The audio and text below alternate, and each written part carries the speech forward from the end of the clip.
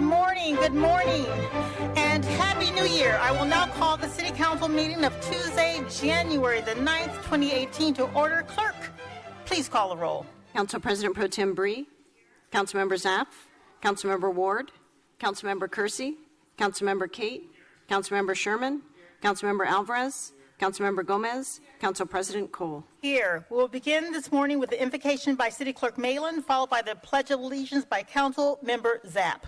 Please stand for our invocation.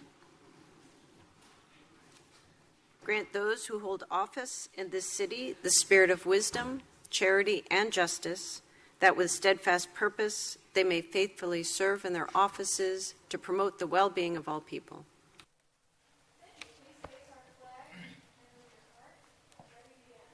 I pledge allegiance to the flag of the United States of America and to the republic for which it stands, one nation, under God, indivisible, with liberty and justice for all.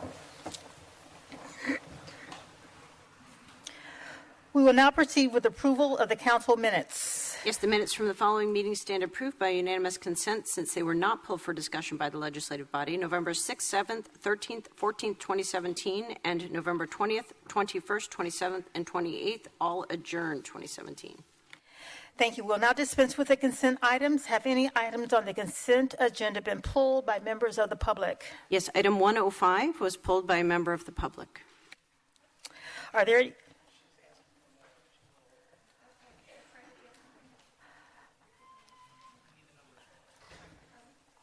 And then are there any requests to pull items by the council members? Mr. Ward? Yes, Council President, I'd like to pull item 106 for a few staff questions.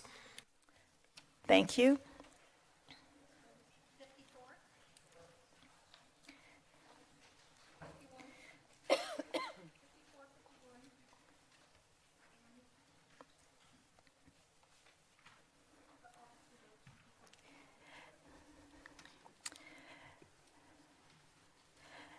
Thank you. And I don't need to pull this item, but I want to speak on item 50.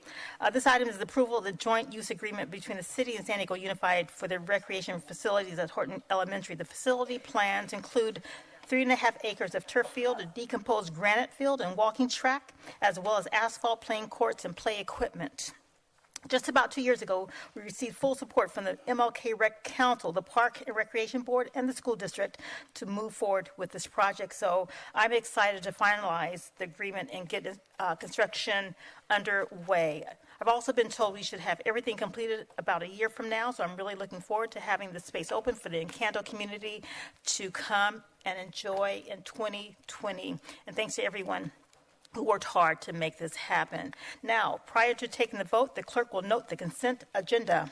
Yes, now note it's all of the items that were docketed on the consent agenda minus items 51, 54, 105, and 106. And please note that the items pulled from the consent agenda will be taken immediately following proclamations and ceremonial items.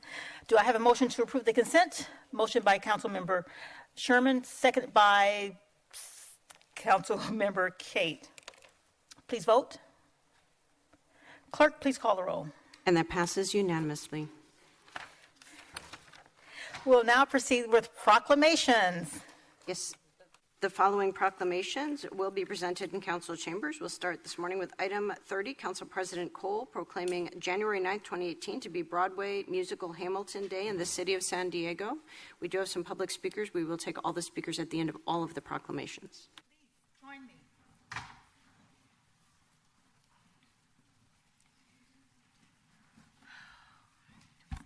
Yes, right next to me. Good morning, council colleagues and everyone. It is an honor to present this proclamation for the hit Broadway musical, Hamilton. Here with us today, we are Arroyo Banuazizi, and I got it right the first time, and James Figiano, both company managers for this show. If you've been lying under a rock for the past couple of years, then you really don't know about Hamilton.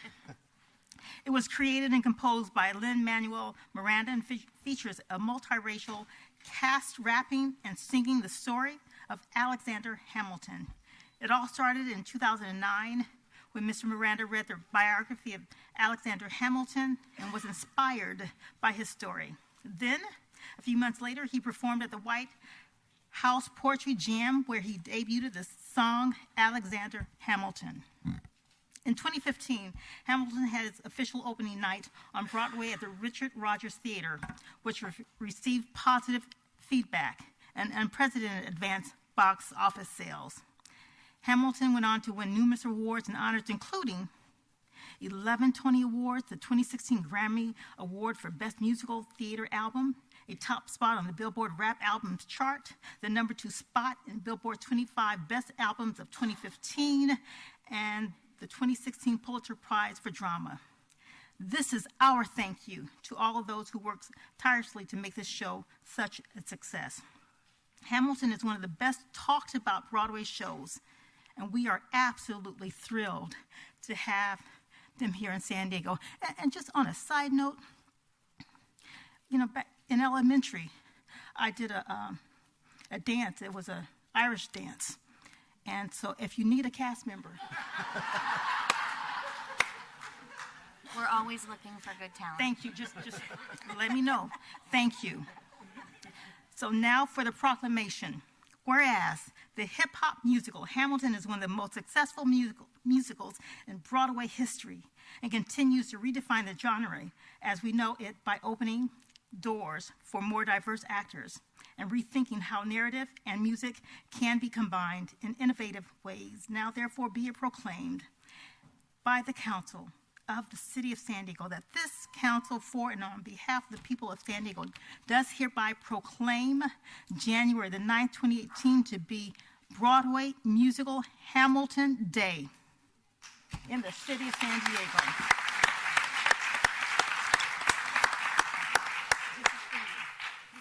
And please say some things, and please just call me. Call me.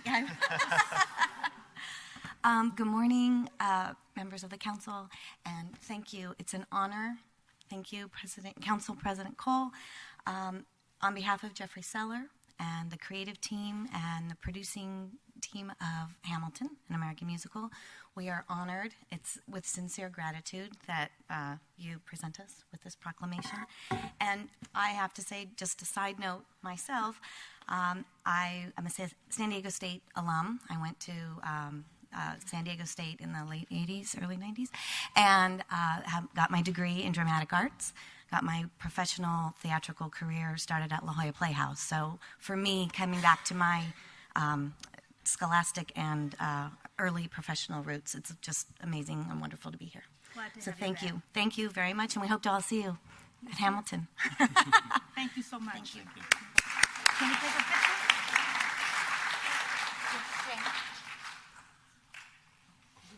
Oh, sure.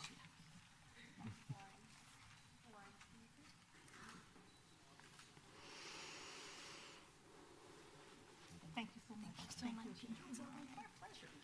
Item 31 is Council President Cole proclaiming January 9th, 2018 to be Mark A. Hovey Day in the City of San Diego. Okay. Thank you. Okay.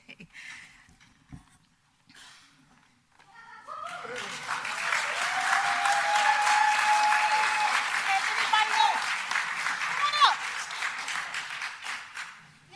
Come on. They're hiding. Okay. Please, come next to me. Come on. Oh, please, everybody, come on up. Close. Get close. Yeah, get close. Come on up. Get close. Thank you. All right. All right. Again, I'm honored to present this proclamation to Mark Hovey today. He began his public service as the Chief Financial Officer of the San Diego City Employees Retirement System from 2007 to 2009 and has since served as the Chief Executive Officer for 8 years. He is currently a member of the American Institute of Certified Public Accountants and previously served as the Chief Financial Officer for WIS International, WIS International.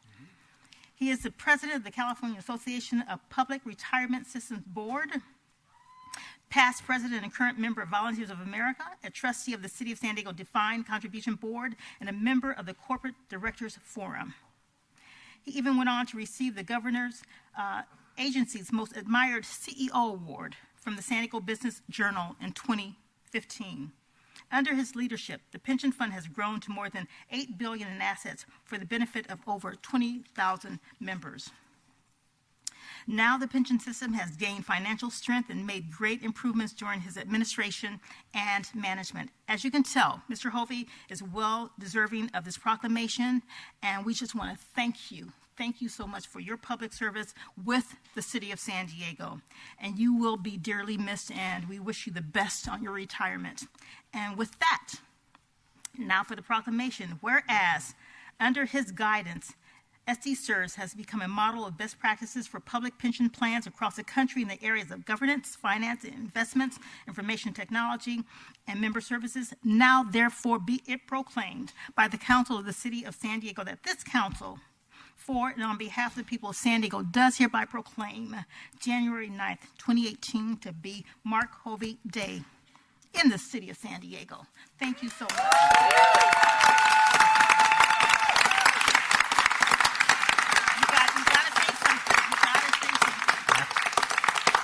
Have to say something. Well, thank you very much. It has been an honor and a pleasure to serve as the CEO for the past 8 years. I have told many people this job is more fun and more enjoyable than I ever expected it to be. I love the customer service business. I love serving my customers. I love serving you, the members of the council, the city members, our 20,000 members of the pension system. I've been supported by an outstanding staff. They are, a number of them here. I could not have done nearly the job that you claim that I'm doing here without this group of people here. So they are outstanding. I've also been supported by an outstanding board. So just wanted to thank you very much. It's been a pleasure. Thank you. Thank you so much. I have a bit of a cold, so I'm just going to do it. There we go. You have a cold, so. Everyone turn around. We're going to take another picture this way. Mark, if you would come up in front. We're going to act like family. Okay. This is my wife, by the way. She's very kind.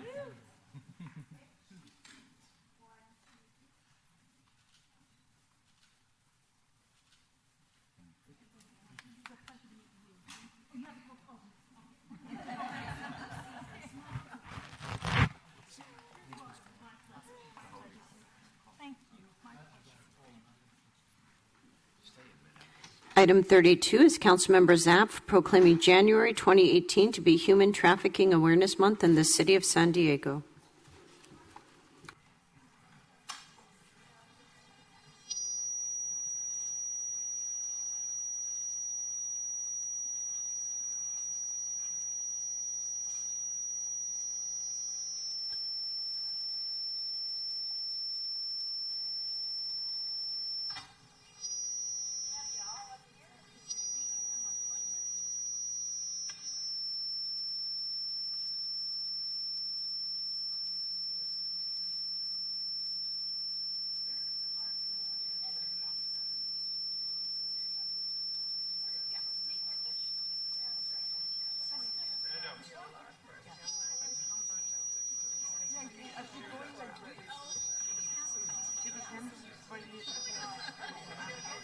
Everybody come up closer. Everybody come up closer, please. Where's Fernando? Fernando? Oh, okay. You're going to speak, so. I know who you are. You're the commander of the task force. Okay, and then city attorney.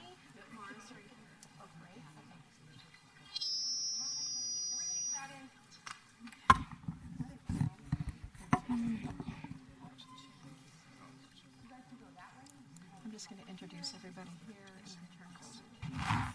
Can everybody get it? Anybody shorter? You were not going to block Mr. You're not going to block Mr. Lynch. He's a tall guy.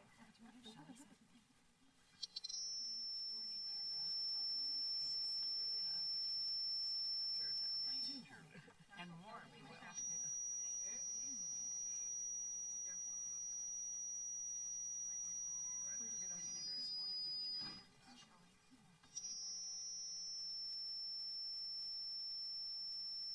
Maura? Where's Maura?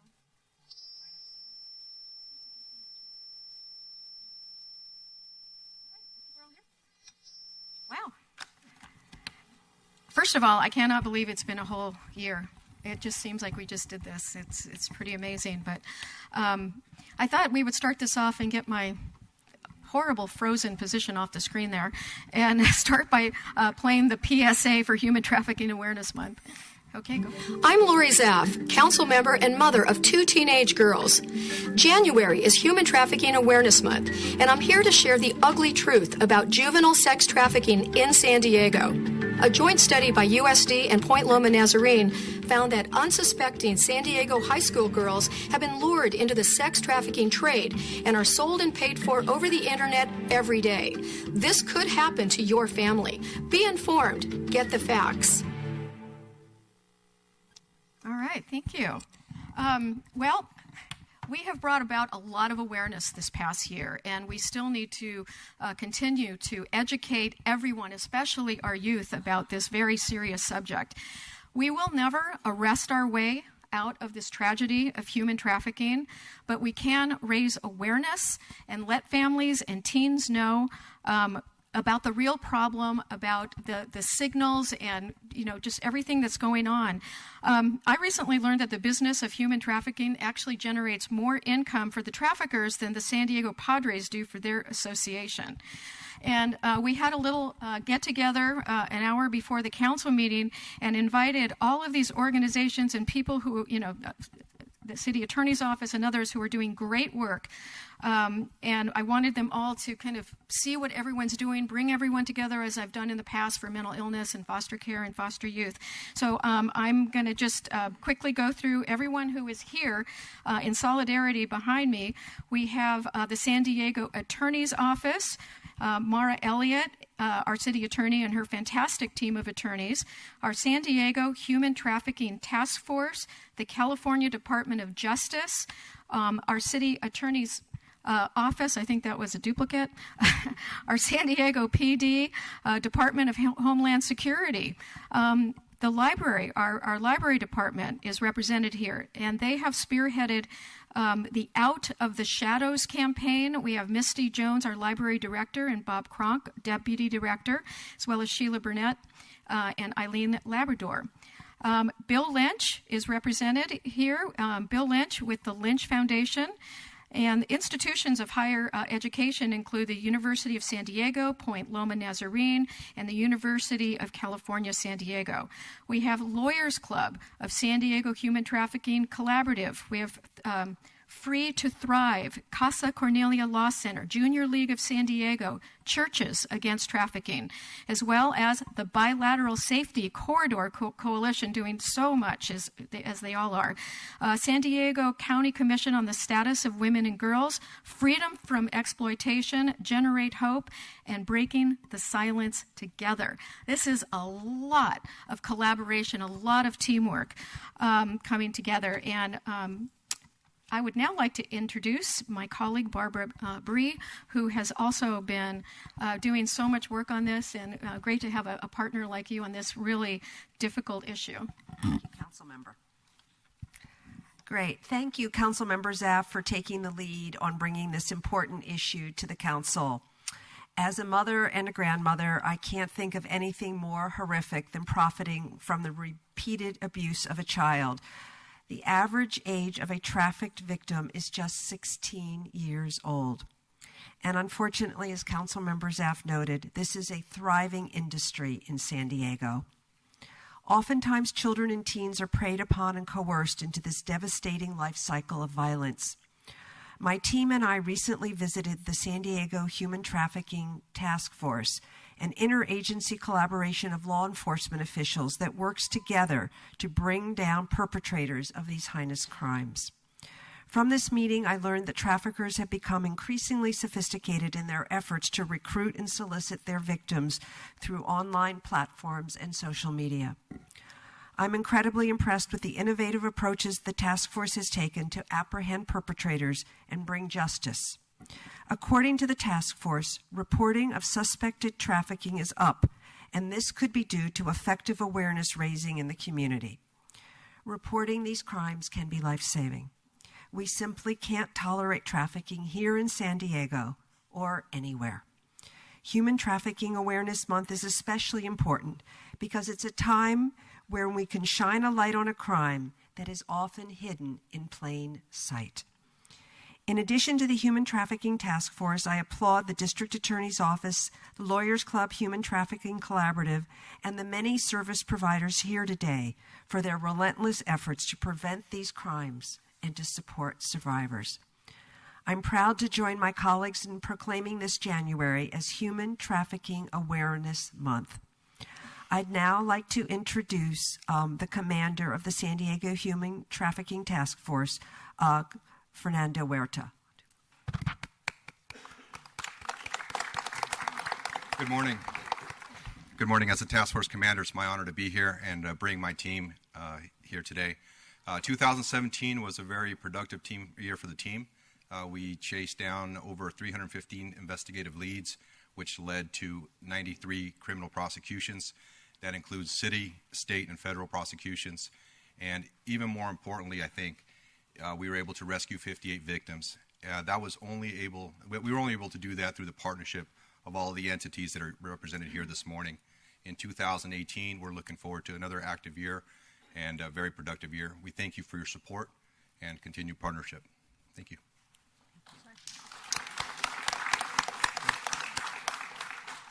I'd now like to introduce City Attorney Mara Elliott. Thank you, Council Member. I think as you see from the people behind me, it takes a village to tackle a problem this complex. Our office prosecutes misdemeanors. The DA prosecutes felonies. So she handles the bulk of that, but we all do our part. I'm proud of the work that we've done in educating our communities about what this means, whether it's working with people in the libraries, having a presence at our community meetings and talking about the issue, or in my case, as a former school law attorney, trying to work better with the schools so that we can capture kids before they get hooked. It's very easy to fall into human trafficking. So if we can prevent that from the get-go, we've really done a good job. I wanted to just give you a sense of who is working on behalf of the city. So let me just quickly introduce some of the team members here. And please wave your hands, and hopefully I get all of you. Gabby Brannon is a chief who works on code enforcement. John Hammerling is our assistant city attorney over the criminal division. Chief Deputy City Attorney Laura Easton. Angie Law is a deputy. Chief Deputy Nicole Crosby. Jeff Brooker, who you're probably seeing in your communities quite frequently. We also have our victim coordinators who work directly with the victims to get them the right services. In the year ahead, you're going to see a lot of work when it comes to massage parlors. We've changed our emphasis a bit, and we're trying to focus on that to see what's really going on behind closed doors.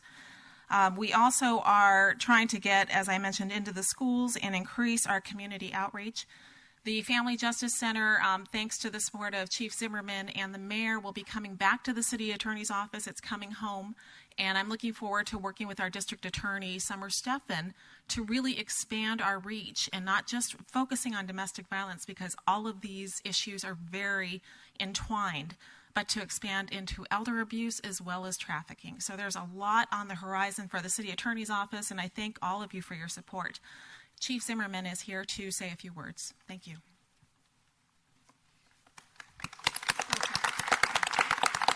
Well, thank you very much. From the San Diego Police Department here today, you have Chief Guadarrama, you have Captain Hastings, and you also have Lieutenant Goldberg.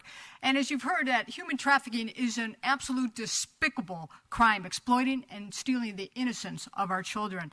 And at the San Diego Police Department, we are proud to be part of our state, local, federal law enforcement partners, the task force in this. And as you see, that public safety is a shared responsibility. You see so many of our community partners that are here today and many others that are not here, such as the Hotel Motel Association and cab drivers, bus drivers, and so many others, airport workers. And so it really does take all of us working together to bring this terrible crime out of the shadows into the light so we can save our children. Thank you very much.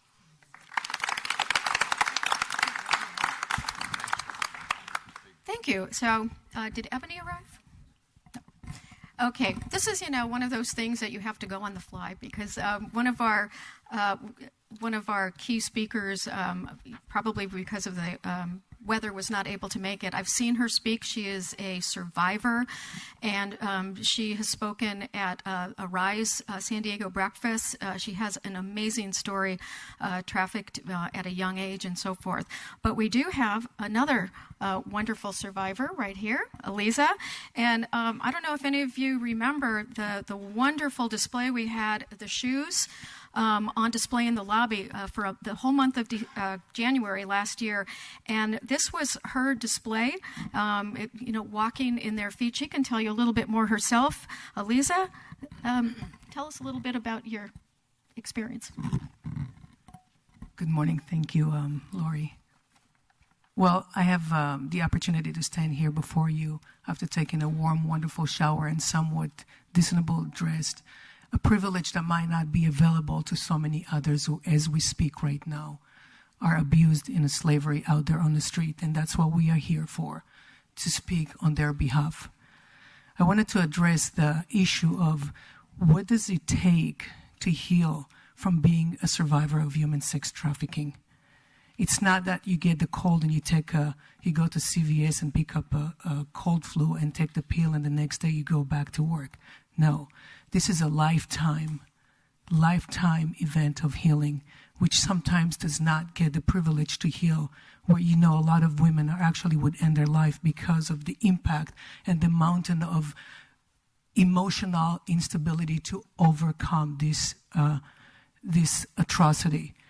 And as you see here, we have these young people. I press before you the importance of addressing this issue to the young community. If you are dreaming and visioning a bright future, them being affected by human sex trafficking would bring nothing but darkness.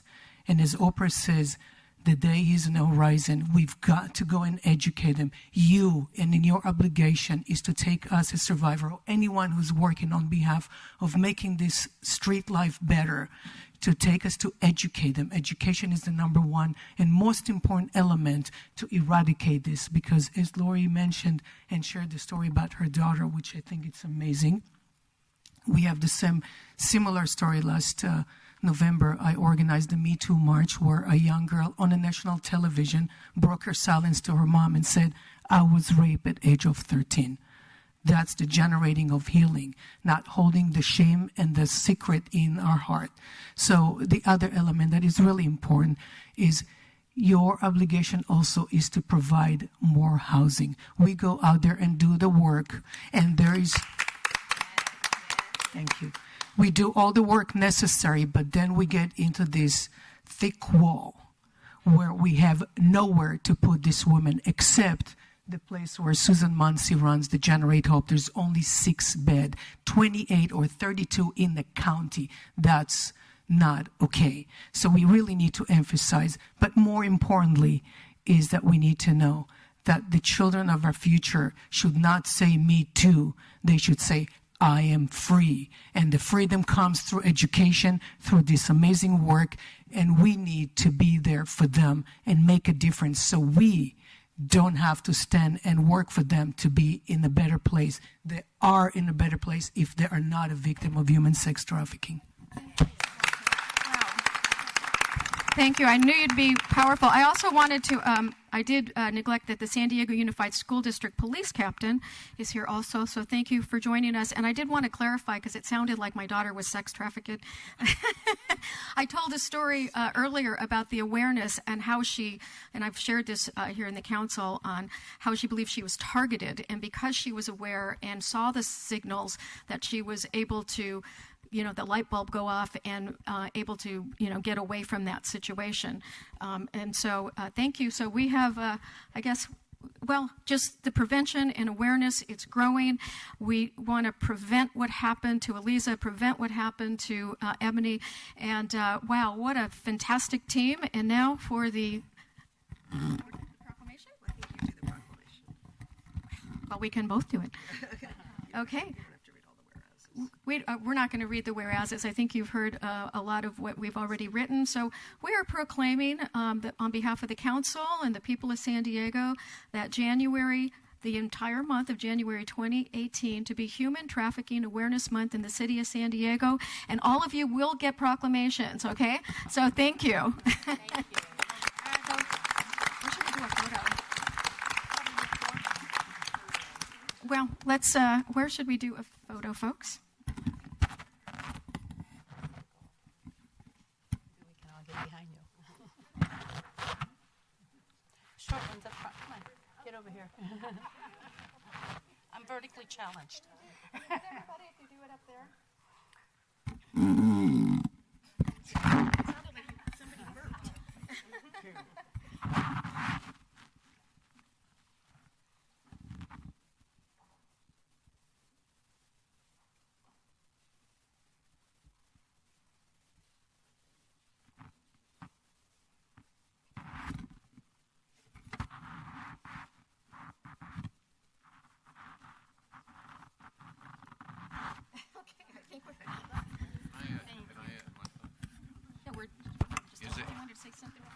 Is this turned on? I just would like to say, and I know most of you folks, that this is the ultimate worthy cause. And isn't it wonderful that it's bipartisan? Thank you, Bill.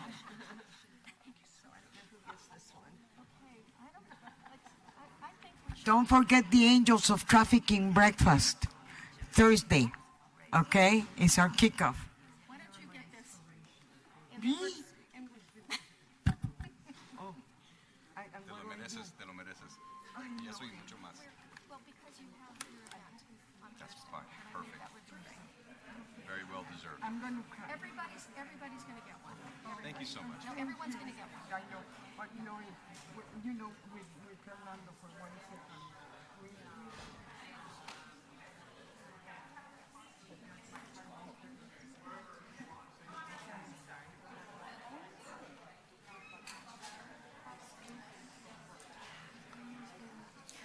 Are there any public speakers on this morning's proclamations? Yes, we had two public speakers. Hud Collins wanted to speak in favor of item 31, and Kathy Hardy was speaking in favor of item 32. Mr. Collins is our first speaker. Please come forward, Mr. Collins. You're speaking in favor of item 31, and then Kathy Hardy will be speaking on item 32. Go ahead, Mr. Collins. Yes, good morning, Council President, Council. Happy New Year. I'd like to speak on behalf excuse me, of Mark Hovey. I've had many interactions with Mr. Hovey and his office over the years, and as a part of the public, I want to congratulate him on the way he's run that organization.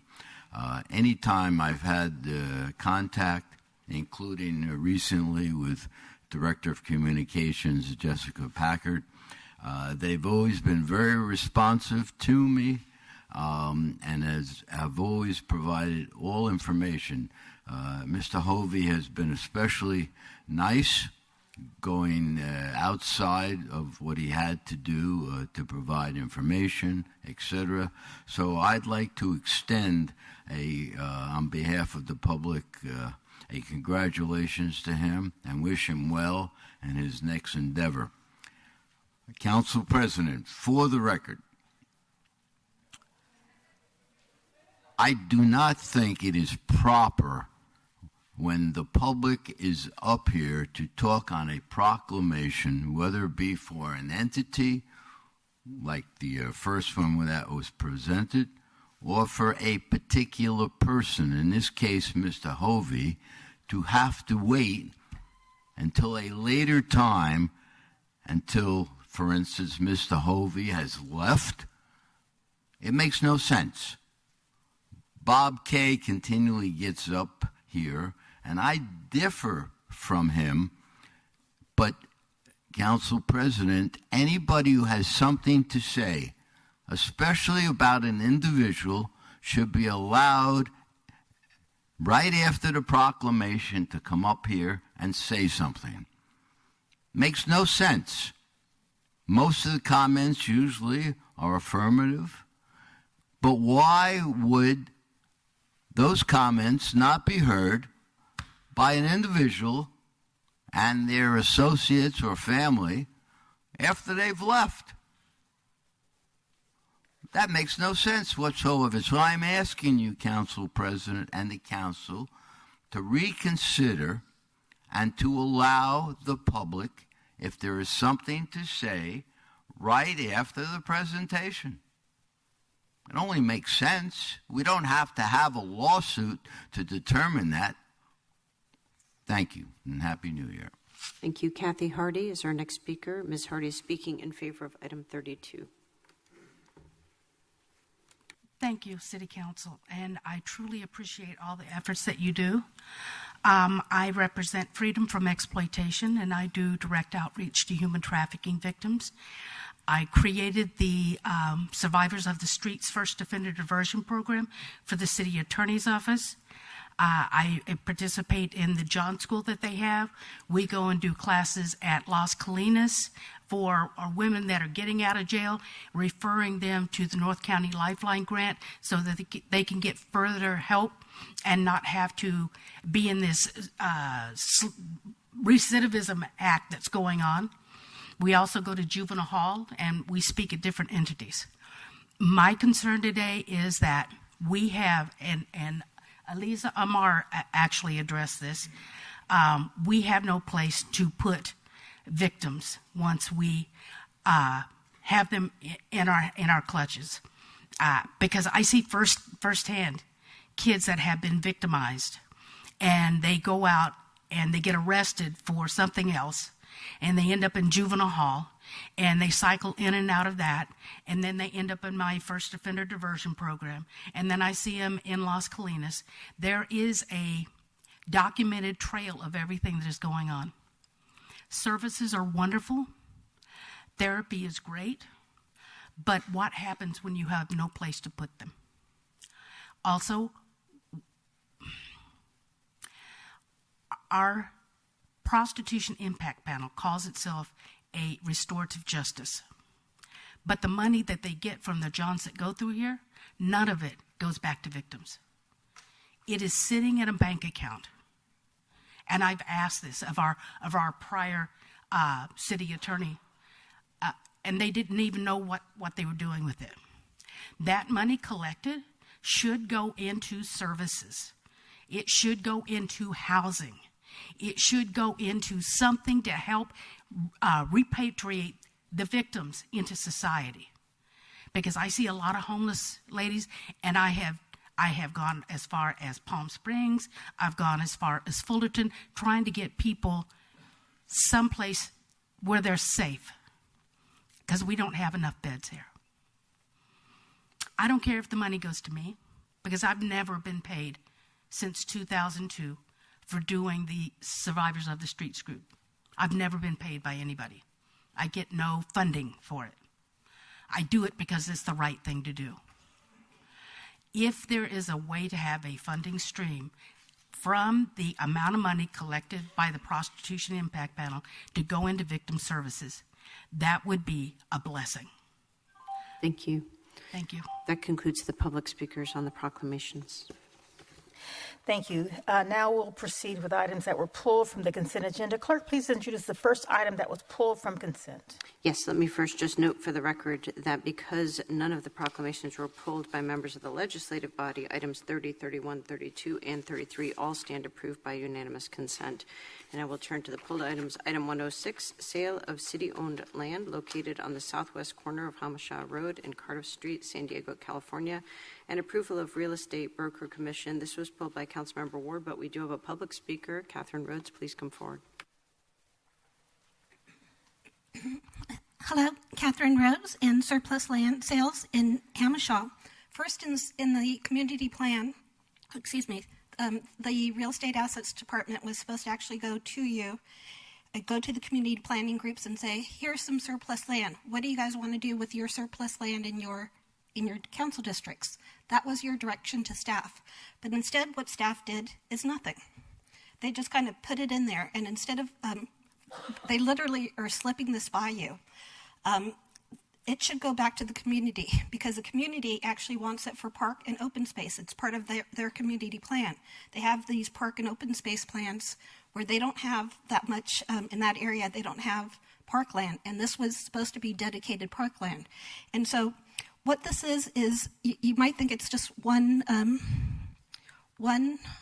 property on the corner of Hamishaw and Cardiff Street, but that's only, and it's zoned for commercial. But as we know, since we have the homeless shelter crisis, zoning doesn't matter. That means you could use it for housing also. But what's really strange about this is that we don't know who you're selling it to. They don't even say who you're selling it to, let alone, mandatory disclosure of business interest. And then the other weird thing is that not only do they want, their thing here is not only part of what they want, the corner lot, they also want this huge, probably about 10 acre, it doesn't even say, strip of land that is supposed to be open space in the community plan.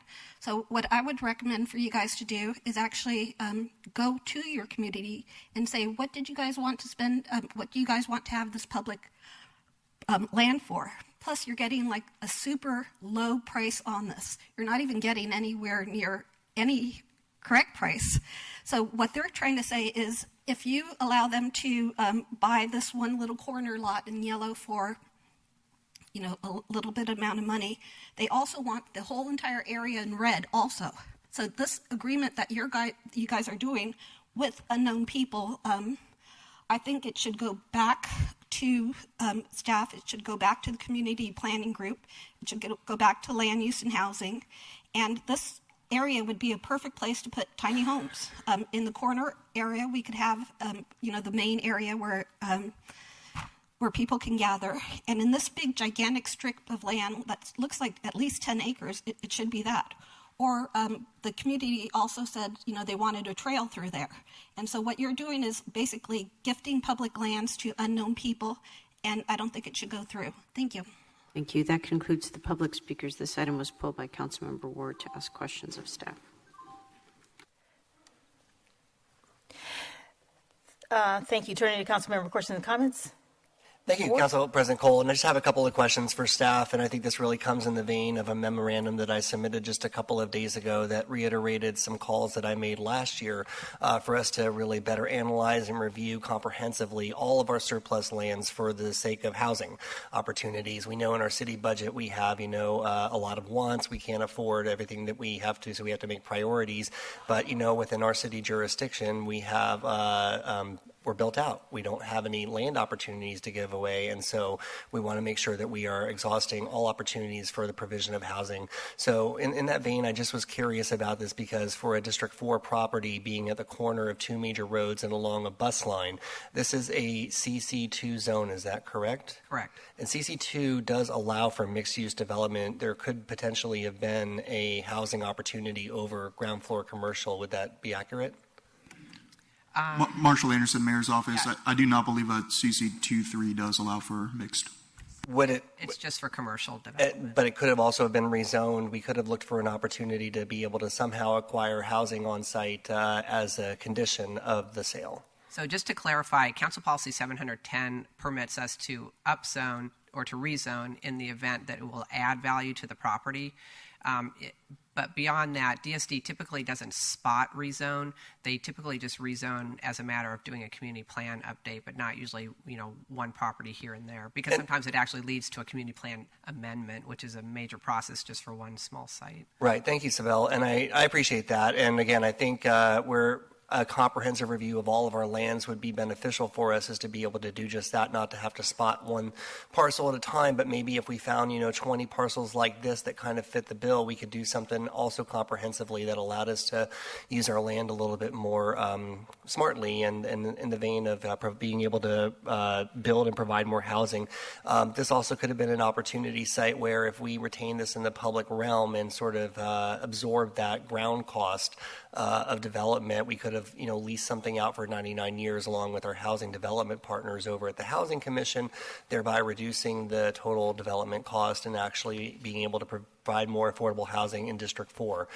So I'm happy to make the motion and move the item here today, and I just, use this as a case study in how we probably want to proceed going forward this year, leaving no stone unturned to be able to look at all of our land correctly for the provision of housing. Yes, and we are in receipt of your memo from yesterday and reviewing that with Housing Commission and Civic. So Thank you. Thank you. We have a motion to approve item 106 by Mr. Ward. Do I have a second? By Ms. Gomez, please vote. Clerk, please call the roll. And that passes unanimously. Clerk, please introduce the next items that were pulled from consent. Yes, we'll take the next two, 51 and 54 together. Ms. Rhodes, please come forward. These are second readings. 51 is amending the municipal code regarding disclosure of business interests, and this was introduced as amended on December 4th, where it was approved unanimously. Item 54, authorization for the San Diego Tobacco Settlement Revenue Funding Corporation, introduced on December 13th. Unanimous. 6 votes are required on that one per Section 99. Ms. Rhodes, you could have 6 minutes to speak on both. Do you need the full 6 minutes? I don't think so, but I'll start. Okay. First, for the one mandatory disclosure of business interests, City Charter Section 225. Great that you guys are doing this. I just wanted to mention before, when the City Attorney Goldsmith was here, he actually put forward a plan to just get rid of Section 225. Their plan was just to delete it. So I'm glad you're not deleting it. You're putting something forward.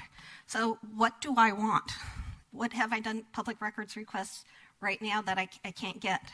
One of them is Soccer City. Who are all the different people who own percentages of Soccer City? We hear some people are owners, other people are owners. Everybody has like a 5% share or 20% share, but we don't know who they are because you haven't asked. So I would ask you, after you pass this, to actually have your real estate assets department, since they're looking for a lease, actually fill out the leasing materials so we can know exactly who Soccer City is. I don't know who they are. You don't know who they are. The next is for Manchester Pacific Gateway Navy Broadway Complex. For that project, another Delaware LLC. We don't know who that is. No clue.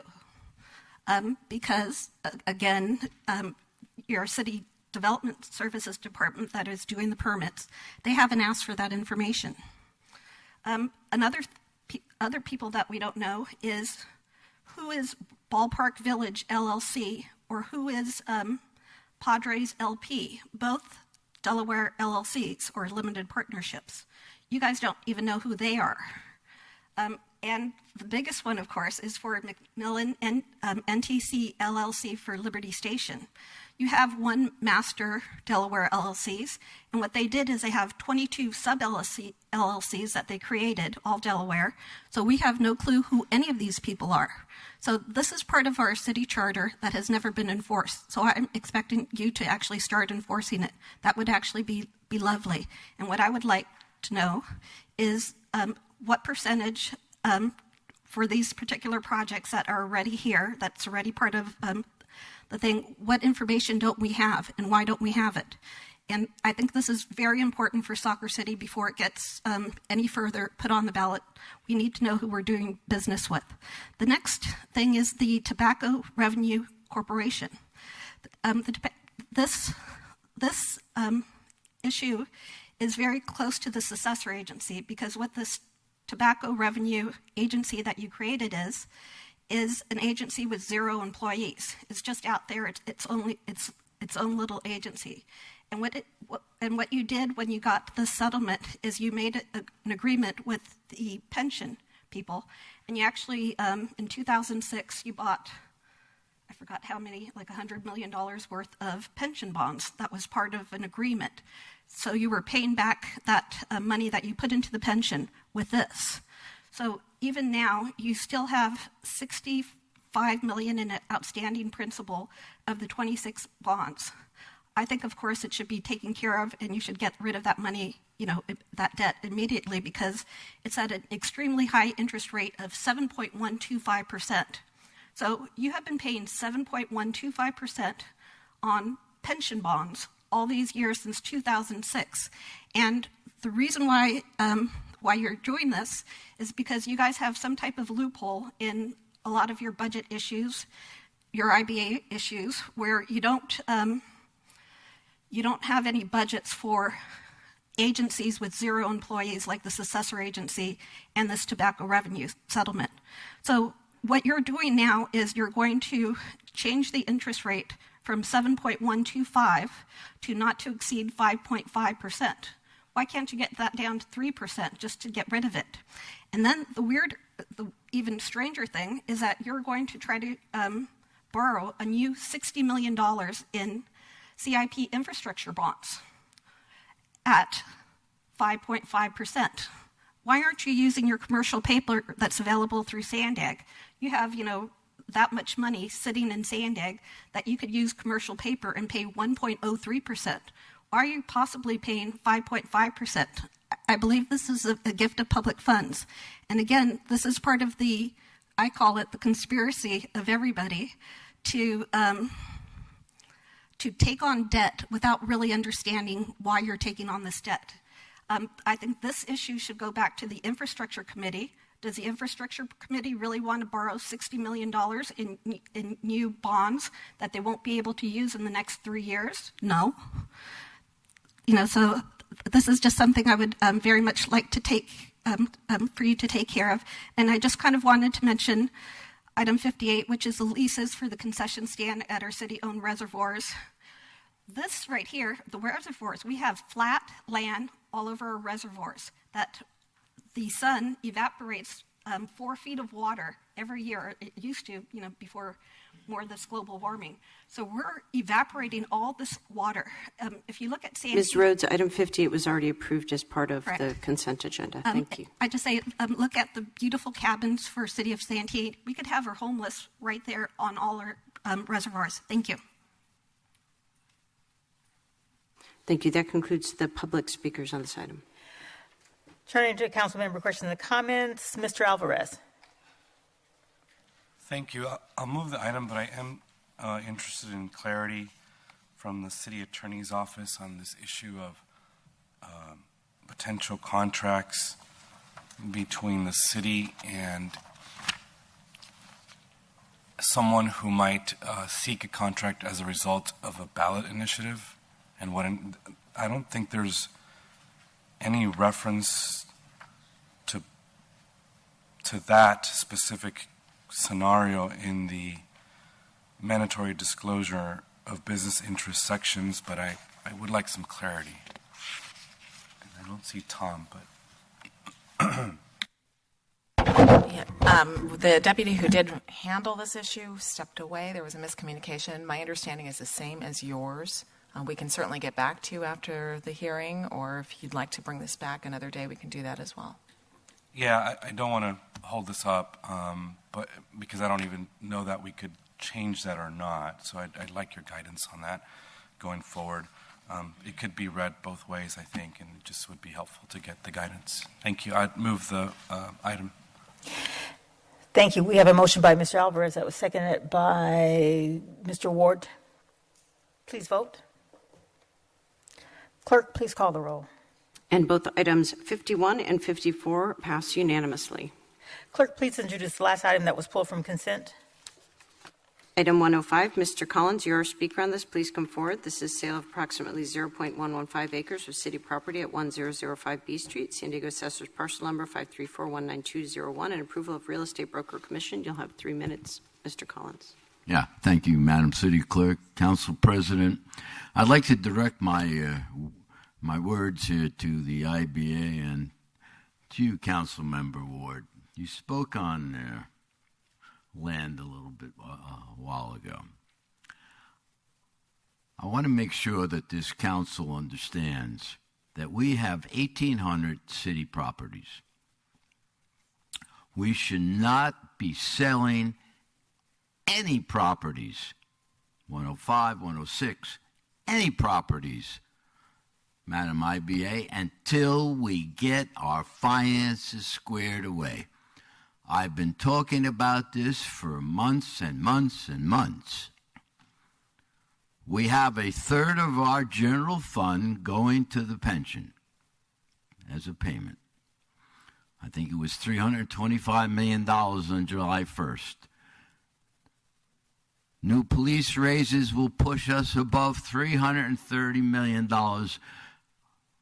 next July 1st. And I direct my attention to you, Councilmember Ward.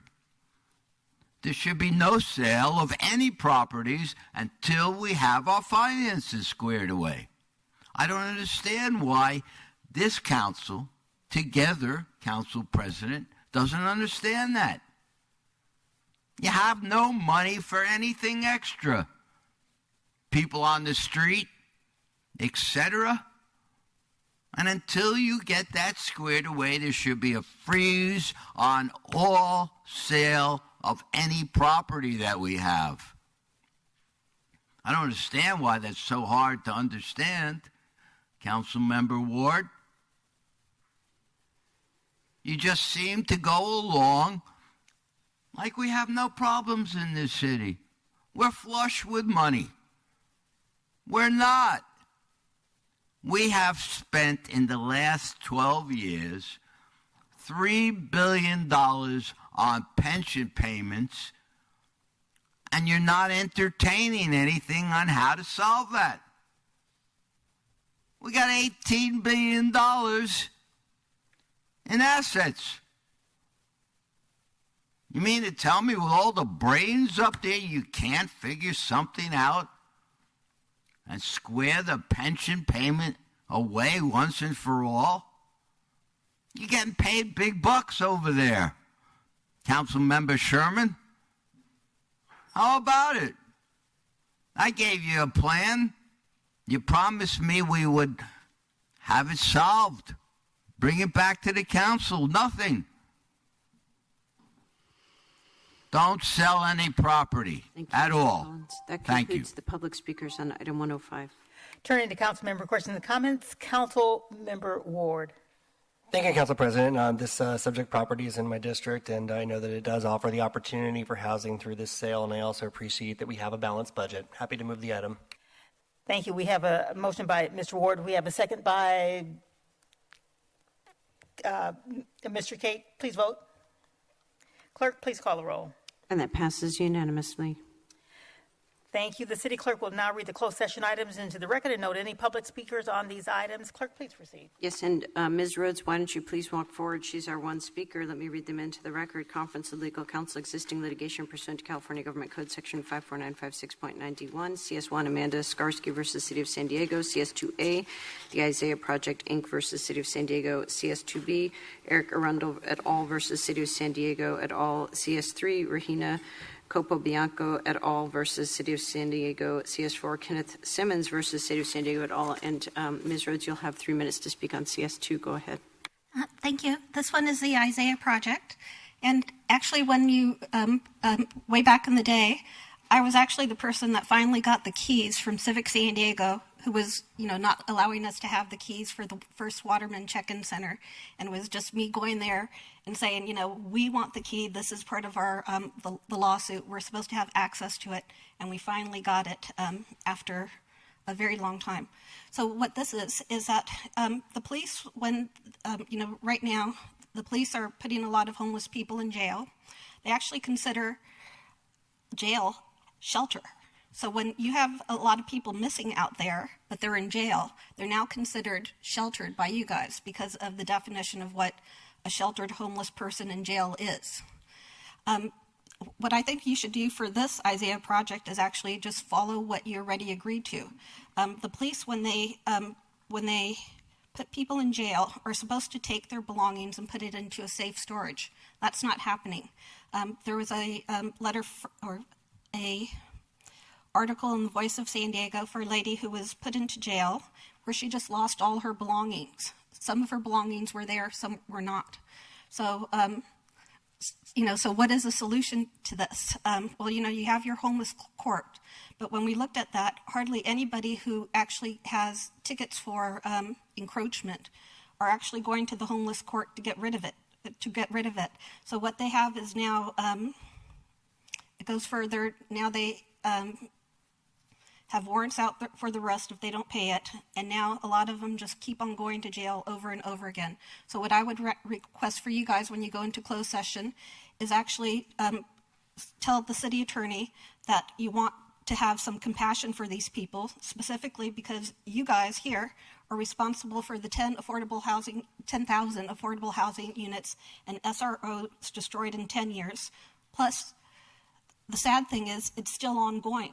DSD, Civic San Diego, and the San Diego Housing Commission are still destroying at-risk affordable housing units, and the housing element says that they're responsible for preservation of these specific at-risk affordable housing units, and they're just not doing their job. That means you guys aren't doing your job. So I would just say, have some compassion for these homeless people that you guys actually made homeless through your policies, and follow the regular thing for the Isaiah Project. I would say even get some money from the Low Moderate Income Housing Fund or the successor agency, and actually give all these homeless people some money for all the property that you guys destroyed on purpose. Thank you. Thank you. That concludes the public speakers on closed session. Thank you. We'll now take up non-agenda public comment. Clerk, please proceed. Yes, and we have 2 minutes per speaker per the Muni Code. As I call your name, please come forward. Azian Rim, you'll be followed by Hud Collins, followed by Hei-ock, followed by James Justice. Greetings, City Council. What you're about to see on the screen was in the reader December 28, 2017. The rest, the picture you don't see, the part you don't see, was on the cover, Bob Finner as Man of the Year. But let's look at the city of San Diego for what it is. And then my topic, the city 2017 ? Look at a few things. Let's look at public safety. As we know, that homelessness went from bad to worse. Let's look at sports. The Chargers went to LA. And let's look at the tourist system when tourists come to the city of San Diego. As far as the expansion of the convention center, you've been working on it for a long time. You still have not got that right. Bob Finner, Man of the Year, that scandal was years ago. The reader put Bob Finner on the cover in order not to see what's really going on in the city of San Diego. As long as the mayor, the city council, continue to look the other way concerning a lot of things that I already mentioned.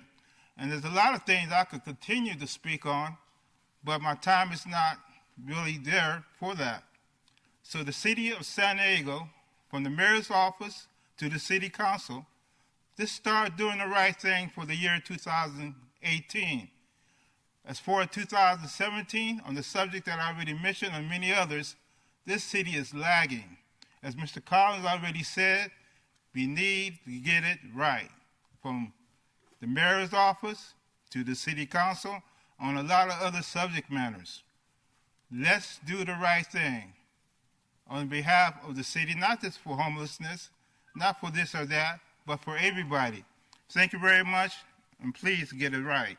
Thank you. Thank you, Head Collins. You'll be followed by Hei-ock, followed by Martha Welch, followed by James Justice.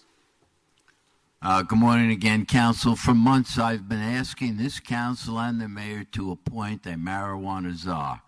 January 1 has come and gone. We need to have a person in this city coordinating marijuana. Now, I have handed out many times, and I'll again highlight October 30th, 2017, a memo to you, Council President.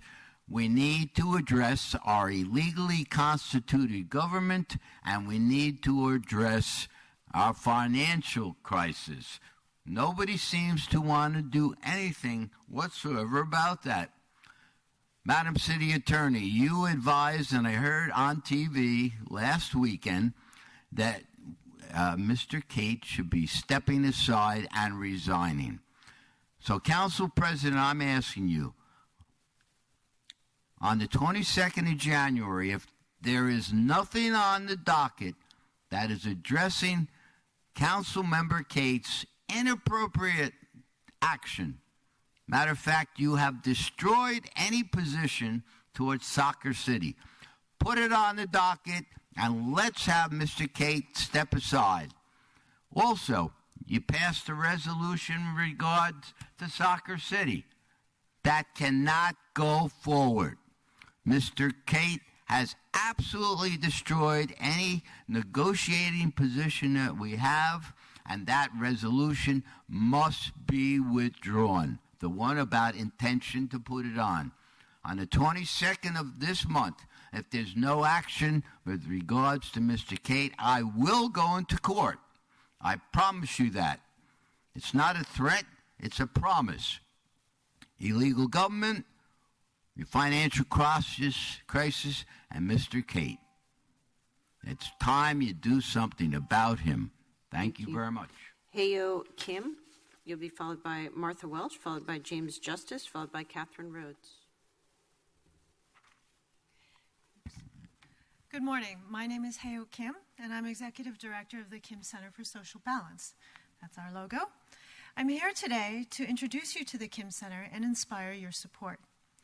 Our goal is to create gender equity in the workplace by educating and galvanizing communities around measurable actions that address the discrimination obstructing women's success. Workplace gender equity is about economic and social prosperity for women and men and children. Research shows that San Diego's productivity could increase by $23 billion in 10 years. Every growing industry, from biotech to environmental conservation, could benefit financially and strategically. And the military also stands to gain, since many service members consider leaving the service because of the employment challenges their wives face as primary parents. Furthermore, we could get ahead of prevalent social issues such as homelessness and domestic violence. The Kim Center is implementing 5 strategies to achieve county-wide workplace gender equity. 1, our Gender Equity Collaborative, which is a network including businesses, governments, and individual leaders. 2, an online information center. 3, research to provide benchmarks and metrics for the county. 4, a consultant service to help companies and agencies. And 5, mentoring and internships for women and girls from under-resourced communities.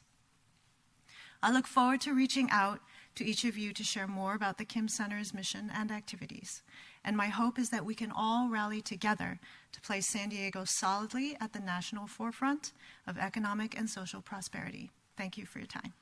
Thank you. Martha Welch is our next speaker. Ms. Welch will be followed by James Justice, followed by Catherine Rhodes. Martha Welch, I saw Lori this morning with Turkle this morning. That street you're on is typical of all the rides. 9 years ago, they promised March. I'll be looking at that because you can't Surrey that road. It wouldn't work because it's all cracked up. That's Turkle has worse roads in San Diego. And that's one of them. You went there, and I don't think you can fix that because you know what you have to do. You have to you have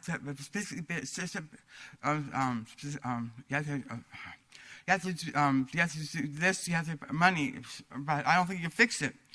Now, I went to the website for jobs. You can't apply. I tried. You can't apply. That's why you can't apply online. I don't know how you hire them. Maybe if something goes, will hire you go over to over there, but you can't online. You can't do jobs. You can't. That's why it doesn't work. I tried. It doesn't work. This is what goes on in the city. You want people, but you can't online. You can't apply. And these roads, I'm sick of it too. All these Surrey doesn't work, and the specific project has to be on a budget. Now, housing, that's a joke. No land, because what happened with Civic, all these properties so good by the track, all these expenses going up, and they're empty. That's not fixing the problem. And everything we build is studios, 1 bedroom. The Tent City went somewhere, they showed a video in Housing Commission one time, a mother and father and 2 kids, 1 bedroom with 1 twin bed. If that's what you think housing is right, you're wrong. That's mean. You don't build stuff. You can't get jobs with the city because online doesn't work, and the roads stink, and everybody knows about it. RTCP on your property tax is wrong also. So you do all these things. Thank you. James Justice, you'll be followed by Catherine Rhodes. Morning, Council President, council members, and city staff. My name is James Justice. I live and work in Sherman Heights. And I'm here this morning to, first of all, wish you a Happy New Year and talk to you about a couple of events that I volunteered to help out with this year. The first event is the annual point in time count for the homeless. It takes place January 26th. About 1,700 folks are needed to do this. I'm one of them. And we'll be counting the homeless folks living on the streets from Fallbrook all the way down to San Ysidro. It's very important that this is done every year. One of the main reasons for doing this is the fact that the amount of money we get from the federal government is proportional to the amount of people that are living out on the streets.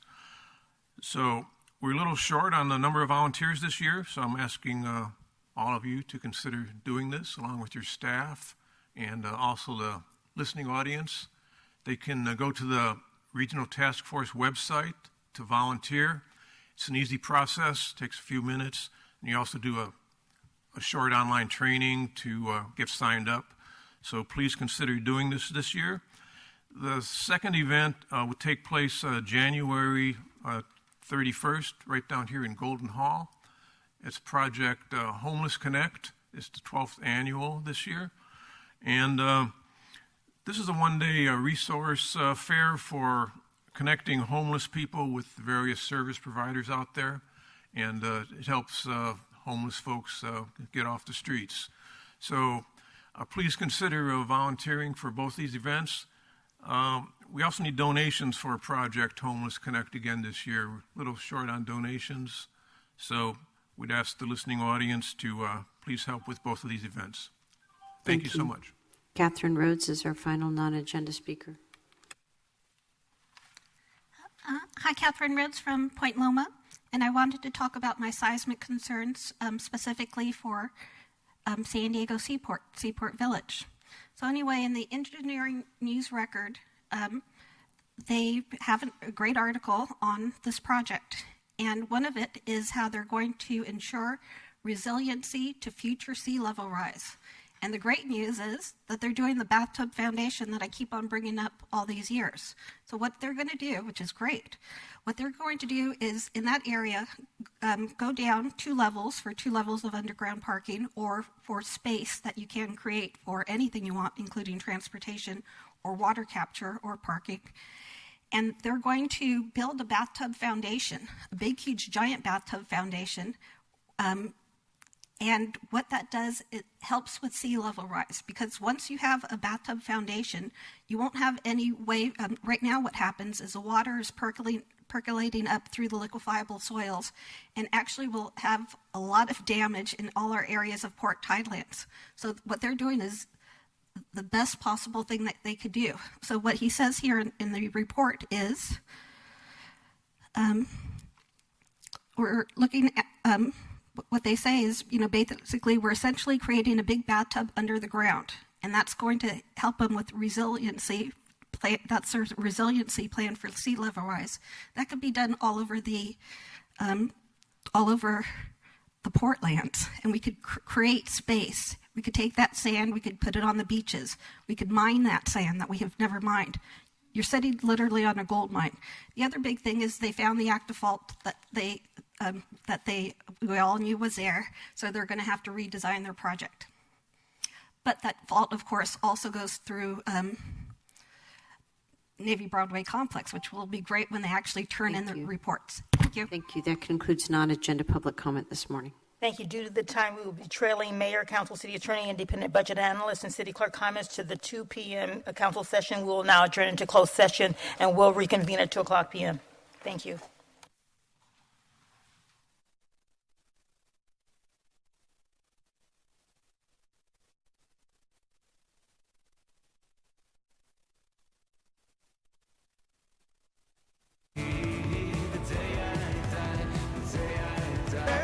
Why you can. I did not know the dealer, but I sure didn't know his daughter. But if I hadn't chased her, y'all, I never would have caught her. You gotta take it when you can get it.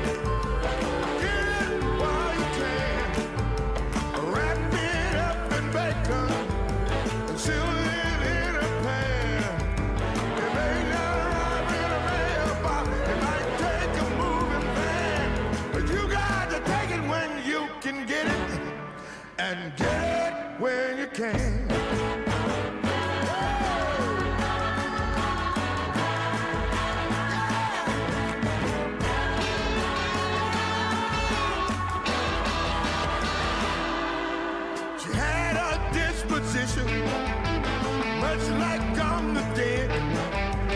Every time I was going out, she'd be going in. You gotta take it when you can get it. Get it while you can. Wrap it up in bacon. Sizzle it in a pan. You may not arrive in a mailbox. It might take a moving van. But you got to take it when you can get it.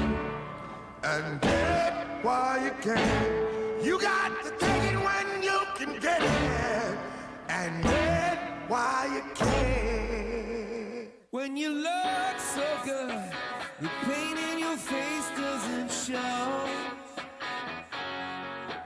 When you look so good, and baby you don't even know.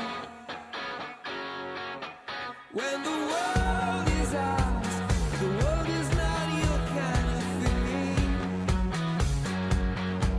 Full of shooting stars, brighter as the vanishing.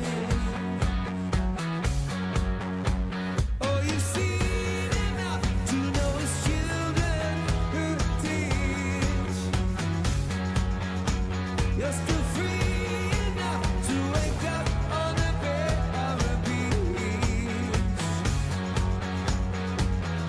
You're the best thing about me, the best thing that ever happened to boy.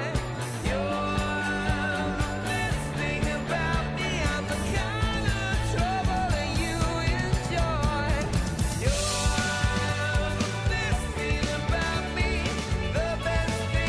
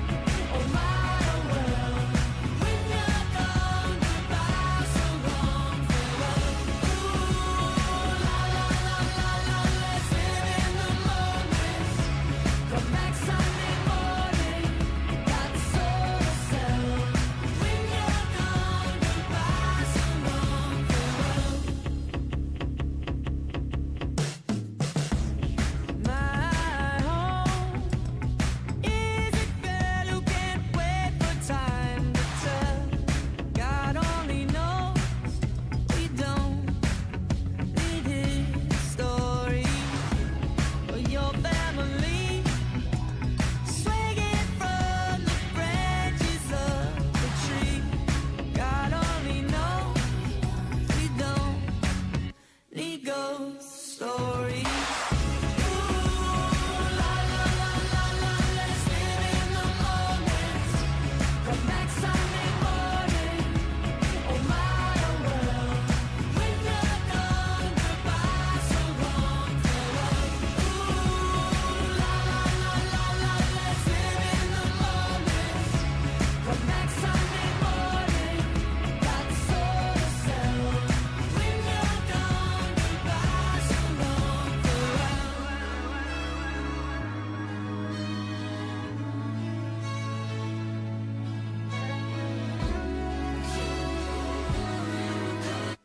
You're watching City TV 24, your access to City Hall.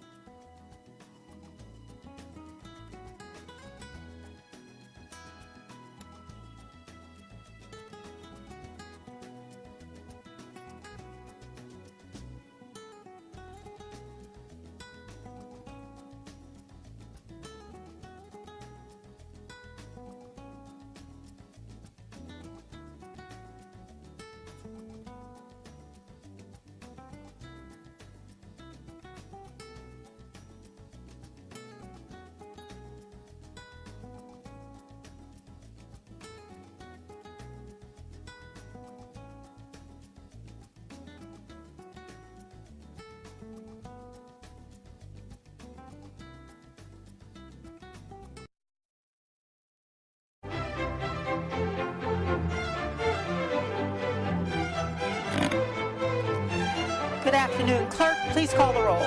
Council President Pro Tem Bree, Councilmember Zapp, Councilmember Ward, Councilmember Kersey, Councilmember Kate, Councilmember Sherman, Councilmember Alvarez, Councilmember Gomez, Council President Cole. Here. Is there any mayor, council, city attorney, independent budget analyst, or city clerk comments? Seeing no one on the lights. Clerk, please introduce item 334. Yes, item 334, Hilltop and Euclid Mixed Income Mixed Use Project Terms and Conditions of Proposed Disposition and Development Agreement and Purchase and Sale Agreement. This was continued from the meeting of November 14, 2017. Sub-items A and B at the request of the applicant. We do have one speaker in opposition, Teresa Quiros. Okay, due to my disappointment, this item is being returned to Civic San Diego staff for additional work at their request. The item will be renoticed for a later council date. Thank you. Clerk, please introduce item 335. Yes, item 335, 10715 Sorrento Valley MMCC, project number 527802, approval of a conditional use permit to operate a medical marijuana consumer cooperative in a commercial building located at 10715 Sorrento Valley Road. This item is not subject to the mayor's veto, and this item was continued from the meeting of December 4th, 2017. At the request of the applicant, we do have one public speaker in favor, Azian Rim. And at the request of the applicant, this item is being returned to staff. Thank you. Clerk, please introduce item 330. Item 330, Sexual Assault Response Team Kit Update. Chief Shelley Zimmerman, Assistant Chief Albert Guadarrama, Crime Lab Manager Jennifer Shen, Captain Michael Hastings, Captain Thomas Underwood, and Lieutenant Brent Williams, all from the Police Department, are listed as staff. We do have two public speakers in opposition on this item. And how much time would you like for your presentation, Chief? 15? About 30 minutes. Oh, okay. Thank you. You got it. Well, good afternoon, Council President Cole and members of the City Council. I am Shelley Zimmerman, Chief of Police for our San Diego Police Department. And with me here today is our Crime Lab Manager, Jennifer Shen, who will be giving the presentation. And I want everyone to know that homicides and sexual assaults are our highest priority for our police department. And with this in mind, we appreciate the opportunity to share with you our care, our concern, the legalities, and methodology regarding our sexual assault kits. Jennifer? Okay, thank you so much for this opportunity. I'm really looking forward to sharing with you the processes that we use in the San Diego Police Department for SART kits specifically. So I'm going to start off with just a little bit of history. Our ability to have a DNA database or an indexing system has its history in the 1994 DNA Identification Act. And at that time, we were allowed to put together a DNA database that had Number one, persons convicted of crimes. Number two, evidence items that were recovered from crime scenes. And for our discussion today, a SART kit is considered a piece of evidence recovered from a crime scene, the victim, and unidentified human remains. Part of that law definitely speaks to the fact that you have to use that database the way it was intended. So if it's being used in a way it is not intended, then there are criminal penalties, and there are certainly we would lose access to the database. If we didn't have access to the database, we'd really have a hard time solving the crimes that we do today. So CODIS, what is it? Everyone hears CODIS. It stands for Combined DNA Index System. We have a national, a local, and a state database. The national database is run by the FBI. The CODIS software used for that database is also used at the state and the local level. So we have a state database that's run by Cal DOJ, and then we have our own local database. That local database that we have within the San Diego Police Department is used to upload data into the state and national database using that CODIS software. So what are the rules? I think it's a good thing to definitely, there are different rules for putting things into a database versus actually testing a kit. So we don't really have rules for testing the kit. A kit is a piece of evidence, and we can test that kit. Where the rules come into play is whether or not we can put whatever we get from that kit, a DNA profile, into a database. And there are rules that we must follow. And there's really two rules that we'll talk about today that really concern this particular issue. One of those rules is that we have to show that a crime occurred. So if you have someone that you know is a bad guy, and they're walking down the street, and you know if you can get that DNA into a database, you could solve crimes, and they drop a cigarette butt, and you pick that up and you test it, you get a profile, and you put it in the database, and you solve 6 murders, a couple burglaries, etc., that's not legal. You did not show that a crime occurred. So if you have no crime, you cannot put the evidence into the database. The second rule really is that you have to show that the profile that you have likely belongs to your bad guy and not someone else. So here's an example. If you have a home invasion robbery and you find a cigarette butt on the sidewalk, you have to link that cigarette butt to the likely perpetrator of the crime. If you can't show that link, then whatever profile you get off the cigarette butt can't go into the database. So those are the things that we need to really follow when we're using our DNA databases. For sexual assault cases, one of the things we have a big concern about is consensual partners. So if you have a sexual assault victim who has consensual partners, we need to do our due diligence to make sure we figure out who they are so that those profiles don't wind up into our offender database. So more rules, but at the end here in red, you see when you have a consensual partner present, we need to do our due diligence to make sure that we get a profile from that consensual partner and we don't put someone into the database that doesn't belong there. Now, it is possible, if you can't get that information, to put the profile in the database anyway, but we have to show in written form that we have tried our best to get that profile from a consensual partner.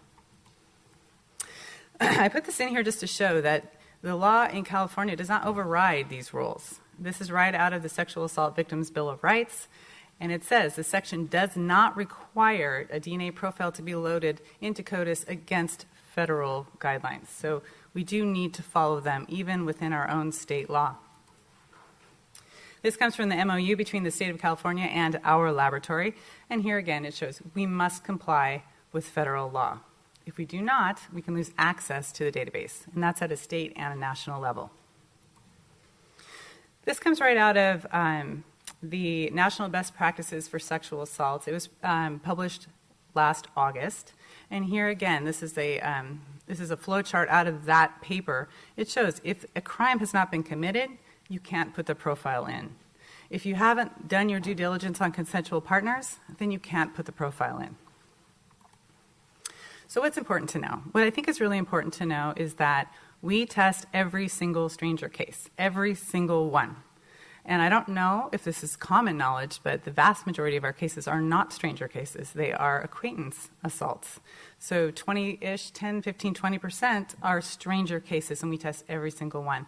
So one of the things we've done over the last several years is go through each and every kit in our property room to make sure there are not stranger cases there that we should have tested that we didn't, and those have in fact been tested. So why is that important? We were audited in 2014 by the Attorney General's office, and there was a large report that was published after that audit. And basically, they came in and they audited our process from beginning to end. And they did pull up a bunch of cases randomly to see why we didn't test kids and what was the reason for that. And they did agree with our reasons in those cases. They did decide, after all was said and done, that it isn't clear if testing every single kid is beneficial, particularly if you have investigators that have made decisions based upon their investigation about those kids. But as you can see here in red, they do think that if you're going to concentrate on testing every kid, you need to concentrate on stranger cases. This study comes from the U.S. Department of Justice. It's written by a Cal State University, Los Angeles criminal justice professor. And he wrote this paper after the Los Angeles Police Department and the Los Angeles Sheriff's Department did all of their historical cases. So this comes right out of the paper, number one principal policy recommendation. The forensic testing of all backlog sexual assault kits is not recommended. What is recommended, however, in red again, unsolved stranger cases should be the focus. I just added this for informational purposes. Between the two agencies, they looked at over 10,000 kits, and they spent over $14 million. And barring a small group of kits that LAPD found that were, in fact, stranger cases that should have been tested, there was very little to few prosecutions coming out of that effort. All right, what do they recommend? If you do some research on this topic, one of the things that comes clear again and again is that agencies don't really know what they have. They have thousands of kits in their property rooms, and they do not know why they weren't tested. They don't know exactly the reason for every single kit as to why they were not tested. So one of the things that you see in the literature is, there needs to be a system in order to really track these kits and to have information about why they were or were not tested, and that information is easy to find. And you can see I put some examples here. Out of our 2014 audit, the sole recommendation that we got was that we need to write down why it is we're not testing a kit, and people who want to have that information about a kit can easily get that. So we have been doing that for the last 2.5 years. As soon as that recommendation came into place, we started doing that work. This comes out of the Solving Sexual Assaults, Finding Answers Through Research. Record keeping that allows key criminal justice stakeholders to determine why a kit was not previously tested rarely exists. So what have we done? Over the past 7 years, we've located, researched, and coded each and every single kit in our property room. I know I've spoken to you before that we are in process. Now we are done. We have gone through and found every single kit that was in our property tag system. We put them all into our electronic database. Then we determined every single kit that has been tested and noted that. Then we looked at every single kit that hadn't been tested, and just recently our sexual assault investigators finished a pretty comprehensive audit of each and every kit, including looking at the reports, all the written information about the investigations to determine exactly why every kit wasn't tested, and then we coded them so we can easily tell someone how many of each category of kits we have. Just as a matter of a definition, because these two terms are exchanged frequently, a backlogged case is a case, and this is a term that's used really throughout this industry. A backlogged case is a kit or a case of evidence that has been in the laboratory for more than 30 days. So it doesn't mean it wasn't assigned, it just means that it's somewhere in the process. So even if we have a sexual assault case that has made it all the way through the testing and all the way through technical review, but it's still in administrative review and it's been over 30 days, that counts as a backlog. The inventory cases are ones that are in our property room and have not been submitted to the laboratory. And they're there in case something changes with the case and we wanted to test it at a later time. So those are differences. So when we talk about a backlog, it's a very small number for our police department. Our inventory is that larger number that you have been hearing. This very tiny, small thing is our electronic database that we track all of our evidence in. So to make it a little bigger for you, this is just an electronic database that allows us to use these fields to mine for data. So comments, we can put information about the case. Under recovery location, we put either victim or suspect. So several years ago, there were some numbers that were coming out, and I hear those numbers still at 2,500. Those kits included the suspect kits. But what we are able to do now is to pull out victim kits only and count those and categorize those. In category, we put SART, and then under SART kit tested, we put a code. So using those fields, I'm able to pull out data very, very quickly to provide any information that anyone needs about these kits. We have a list of codes that I'll go over in a few minutes that we use for that one particular box. And this is just an example. We have a victim kit, it's a SART kit, and it's coded in 06. So, how many are there in our historical inventory? I know this is what everyone's most interested in. As of the end of this year, or last year, rather, 2017, we had 4,532 victim kits in our property room. Now that includes sexual assault cases, it includes child abuse cases, DV cases, sometimes homicide cases. It's every single SART kit that we have that belongs to a victim. We are looking at, over the history of the last 27 to 28 years, that we have been testing about 57% of our kits in there, when you take them all into account. I think if you're just looking at sexual assault kits, the 261s, then I think that number is higher. So these are our codes. And so one of the first things we did is we went through all of our inventory and we pulled out about 40 or 50 cases that we thought should have been tested in the last 27 or 28 years and wasn't. So we tested all of those kits. The next thing we did is we looked at category 07. That's the victim declined to prosecute, but there was not a suspect identified. So we believe that that was in fact a stranger case. And so we had, I think, 40 or 50 of those cases, and we tested all of those. Then we started in on category 06. These are cases, and this was about 150. You can see there's 12 left, where we as an agency decided that a crime had occurred, and we knew who the suspect was, and we knew that the SART kit would likely give us the suspect's profile, but for whatever reason, they'd been declined to go forward for prosecution. So we knew that we could test those kits and legally put them into the database. So we've been doing that category. We have 12 that are left in our property room still. The remainder of them are in our laboratory. I think about 75% of them are completed. Next, we're planning on hitting category 11. The suspect was identified, but the victim declined to prosecute. So in those cases, there's enough interaction with law enforcement that we can show a crime occurred. There was some investigation done to show that a crime did in fact occur, and then we know who the suspect is, and we feel like the SART kit will likely yield the suspect's profile. So we can test those kits and we can put them in the database.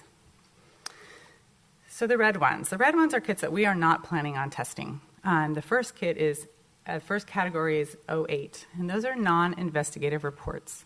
Those are Jane Doe cases where a victim has decided to have a kit taken but does not want to have any interaction with law enforcement, so there is no crime report. We don't even know who that victim is. That's something that is protected by state law. Those are kits that we are required to keep for 18 months. I think we keep them actually for 2 years. And at any time during that 2-year or 18-month period that a victim wants to come forward and go forward with a case, he or she can, and we'll start that process. But in the meantime, we're holding them and giving that victim the opportunity to go forward or not as he or she wants to. Category 10 are recants. These are cases in which the victim has said that whatever the victim said first but did not occur, and so it's a recant. The victim has said the crime did not occur. And then 12 are unfounded cases. These are cases through investigation that we have shown that a crime did not occur. It's not ambivalent. We have shown that a crime did not occur. So in those cases, were we to test those kits, whatever evidence we got off them, we could not put them into the database legally. All right, the blue ones are other cases that we're not planning on testing. Number one in our big category here is adult juvenile arrest, where the DNA profile is in CODIS. These kits come from cases where we have already arrested the perpetrator. We already have the DNA of the perpetrator in the database. So if you have a DV case and the issue is consent and there was enough information for the perpetrator to be arrested, upon felony arrest, a sample is taken from that person and it's put into the DNA database. So if we were to test the kit, we would get the same DNA of the person who's already in there. So we consider that to be sort of duplication of effort. Same with category 5. Those cases, we found evidence on something other than the SART kit. We didn't test the SART kit because something else was better. We have a profile, it's in the database. Category 16, again, those people are in the database already. And the category 17 and 18, those are actually not sexual assaults, those are homicide cases. Purple. The purple cases, 09, those are out of jurisdiction. So that if we have a person who was sexually assaulted in Los Angeles but lives in San Diego and comes in to report that crime and get a SART kit taken, we take the SART kit and then we'll ship that kit back to Los Angeles for investigation. So that number should be 0 soon. Currently it's at 27. And then 14 are out of country. These are cases that happened in another country, and we're working on taking those kits and sending them back so they can be investigated, the origin of the actual assault. And the next category I think that we'd probably be looking at is 03. That's where the allegations cannot be substantiated. And here we don't know. We have no information to show there's a crime or show there isn't a crime. And so I think those need to be gone through pretty carefully before we make a decision on them. We have about 100 cases in this category where we have no information at all. They're very old cases. We don't have anything, no paperwork at all. So we'll have to talk about what to do with those. But the big category is this one, 558 cases where the case was inactivated because the victim did not want to participate. So here we have victims who have done the sexual assault kit and issued and did a crime report. But after that, there is something on writing or via tape or recording where the victim says, I do not want to go forward. I don't want to go forward. Give me my stuff back. Leave me alone. I don't want to talk to you. I don't want to go forward. So when we have cases like that, we have not gone forward. We keep that evidence and we can go forward at any given time.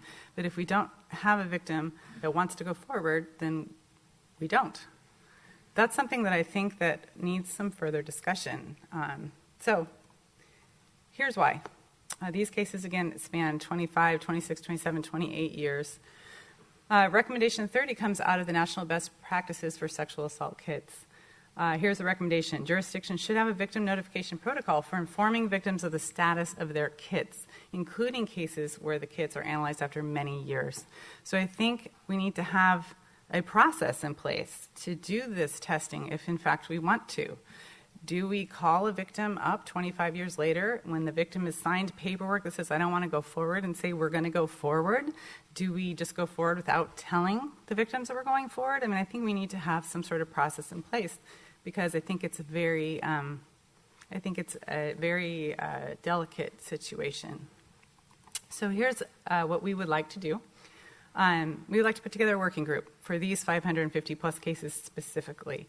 And they would include a sex crimes investigator. They would include a crime laboratory representative.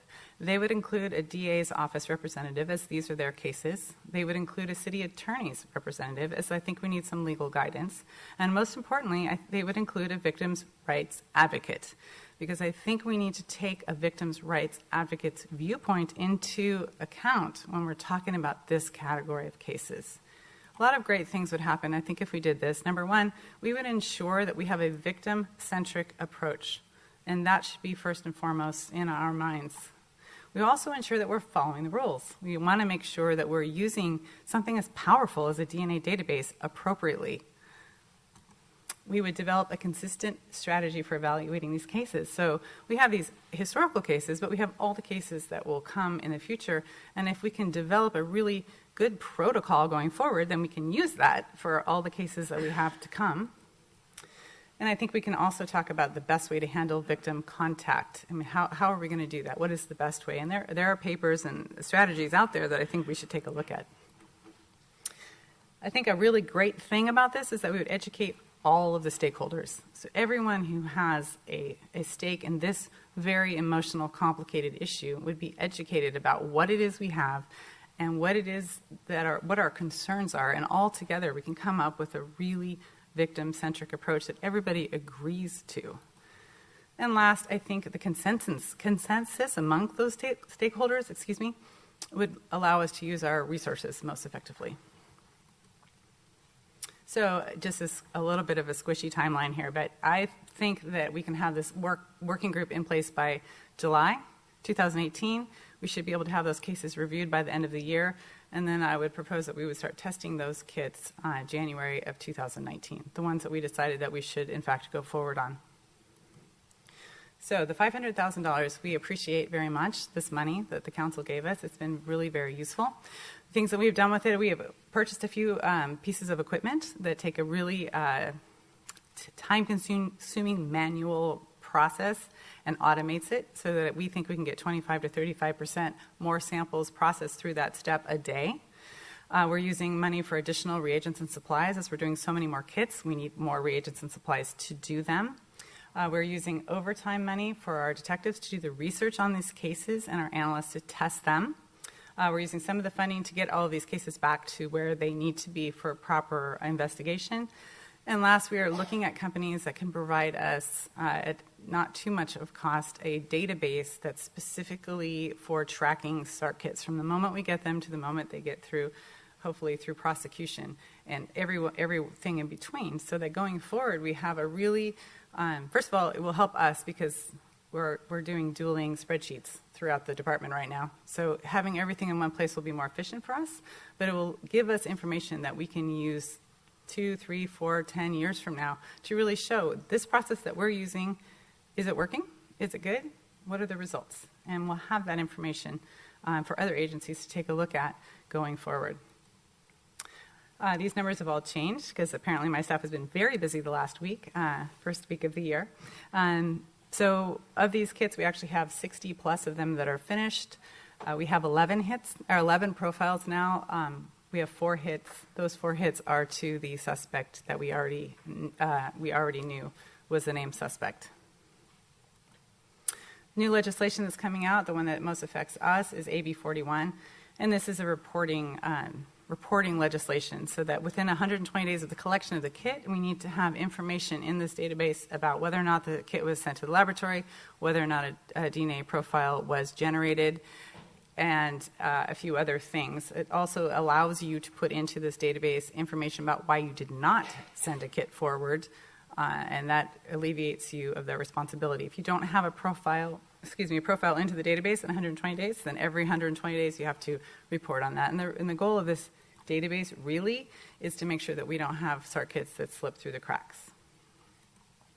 The other 2 pieces of legislation, 280, that allows people to donate money on their tax returns to help with the backlog sexual assault kits.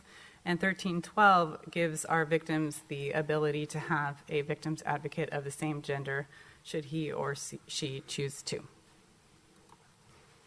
And with that, we'll take any questions.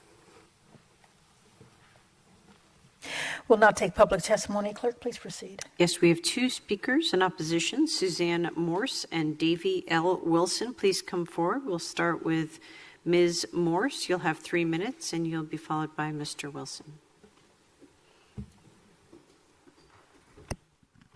Good afternoon, Council. I've been working on this issue since probably 2015. I am glad to see that you finally did the audit of the kits. You were asked to do that in November of 2016 by Marty Emerald. I am concerned about the unfounded and the recanting kits. As we know in rape culture, as we know in justice departments all over this country, that unfounded and recanted fits rape culture. Many times, women are encouraged to not prosecute. The reason that rape kits should all be tested is many of the known perpetrators have committed more than one crime, and it might not even be a rape. It could be an assault. It can be a homicide. And of course, they're going to plead guilty to that crime rather than be caught for something else. Even if we just put it in the local database just to see whose it is and where it's at, and not necessarily put in the national, but I think that needs to be looked at. And I think that there needs to be more public input for a working group, because when you stack it with the DA and the law enforcement, I'm concerned. San Diego PD is very entrenched right now. There's a lot of lawsuits for sexual abuse going on, especially in the sex crimes unit. We know that there was one in the paper that accused sex crime detectives of joking about drugging women. And I'm not confident with putting that into hands of people who look at women that way.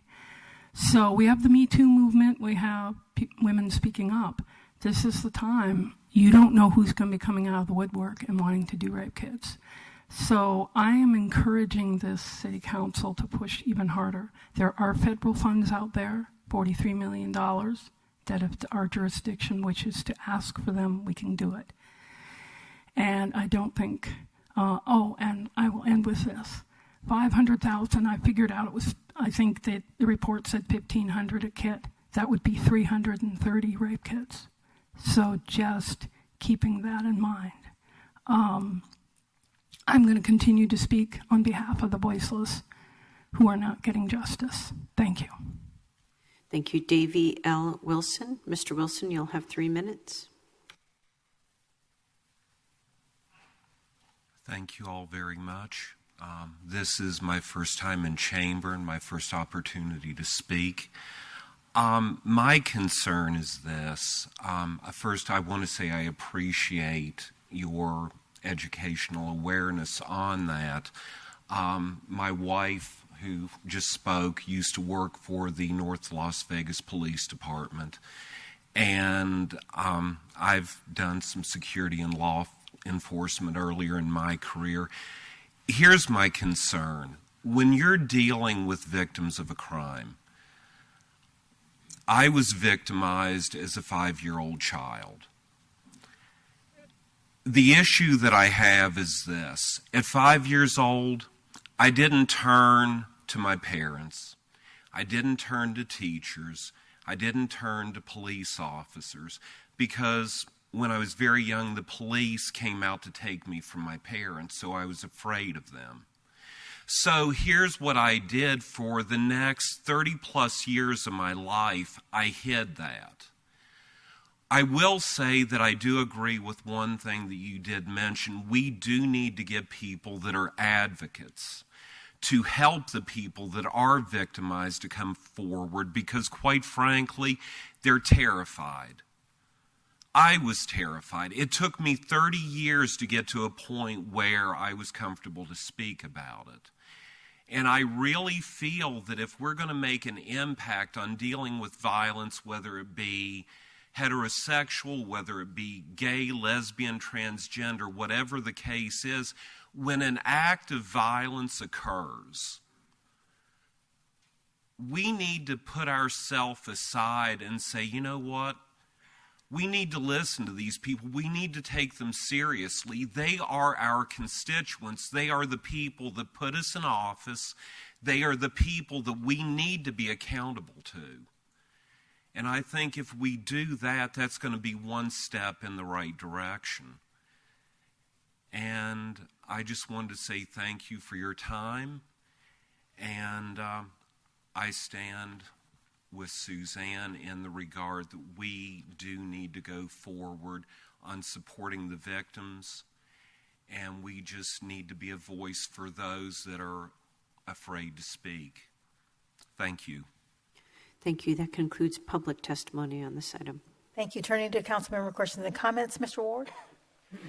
Thank you, Council President, and I want to thank you, Chief Zimmerman and Ms. Shen, for your work both on this, but also bringing this before Council. We had, I think, a lot of conversation and maybe some unknowns out there in that public discourse throughout all of last year. So it's really helpful to start off 2018 with some new information and certainly some questions answered. And I wanted to certainly commend you on that and thank you for bringing that back to Council. Also commend you for the work that you've been doing to code and to help understand and evaluate exactly all of the different categories and try to, be efficient with, the dollars that we have and the decision making that we have on how to strategically proceed with the testing of the SART kits.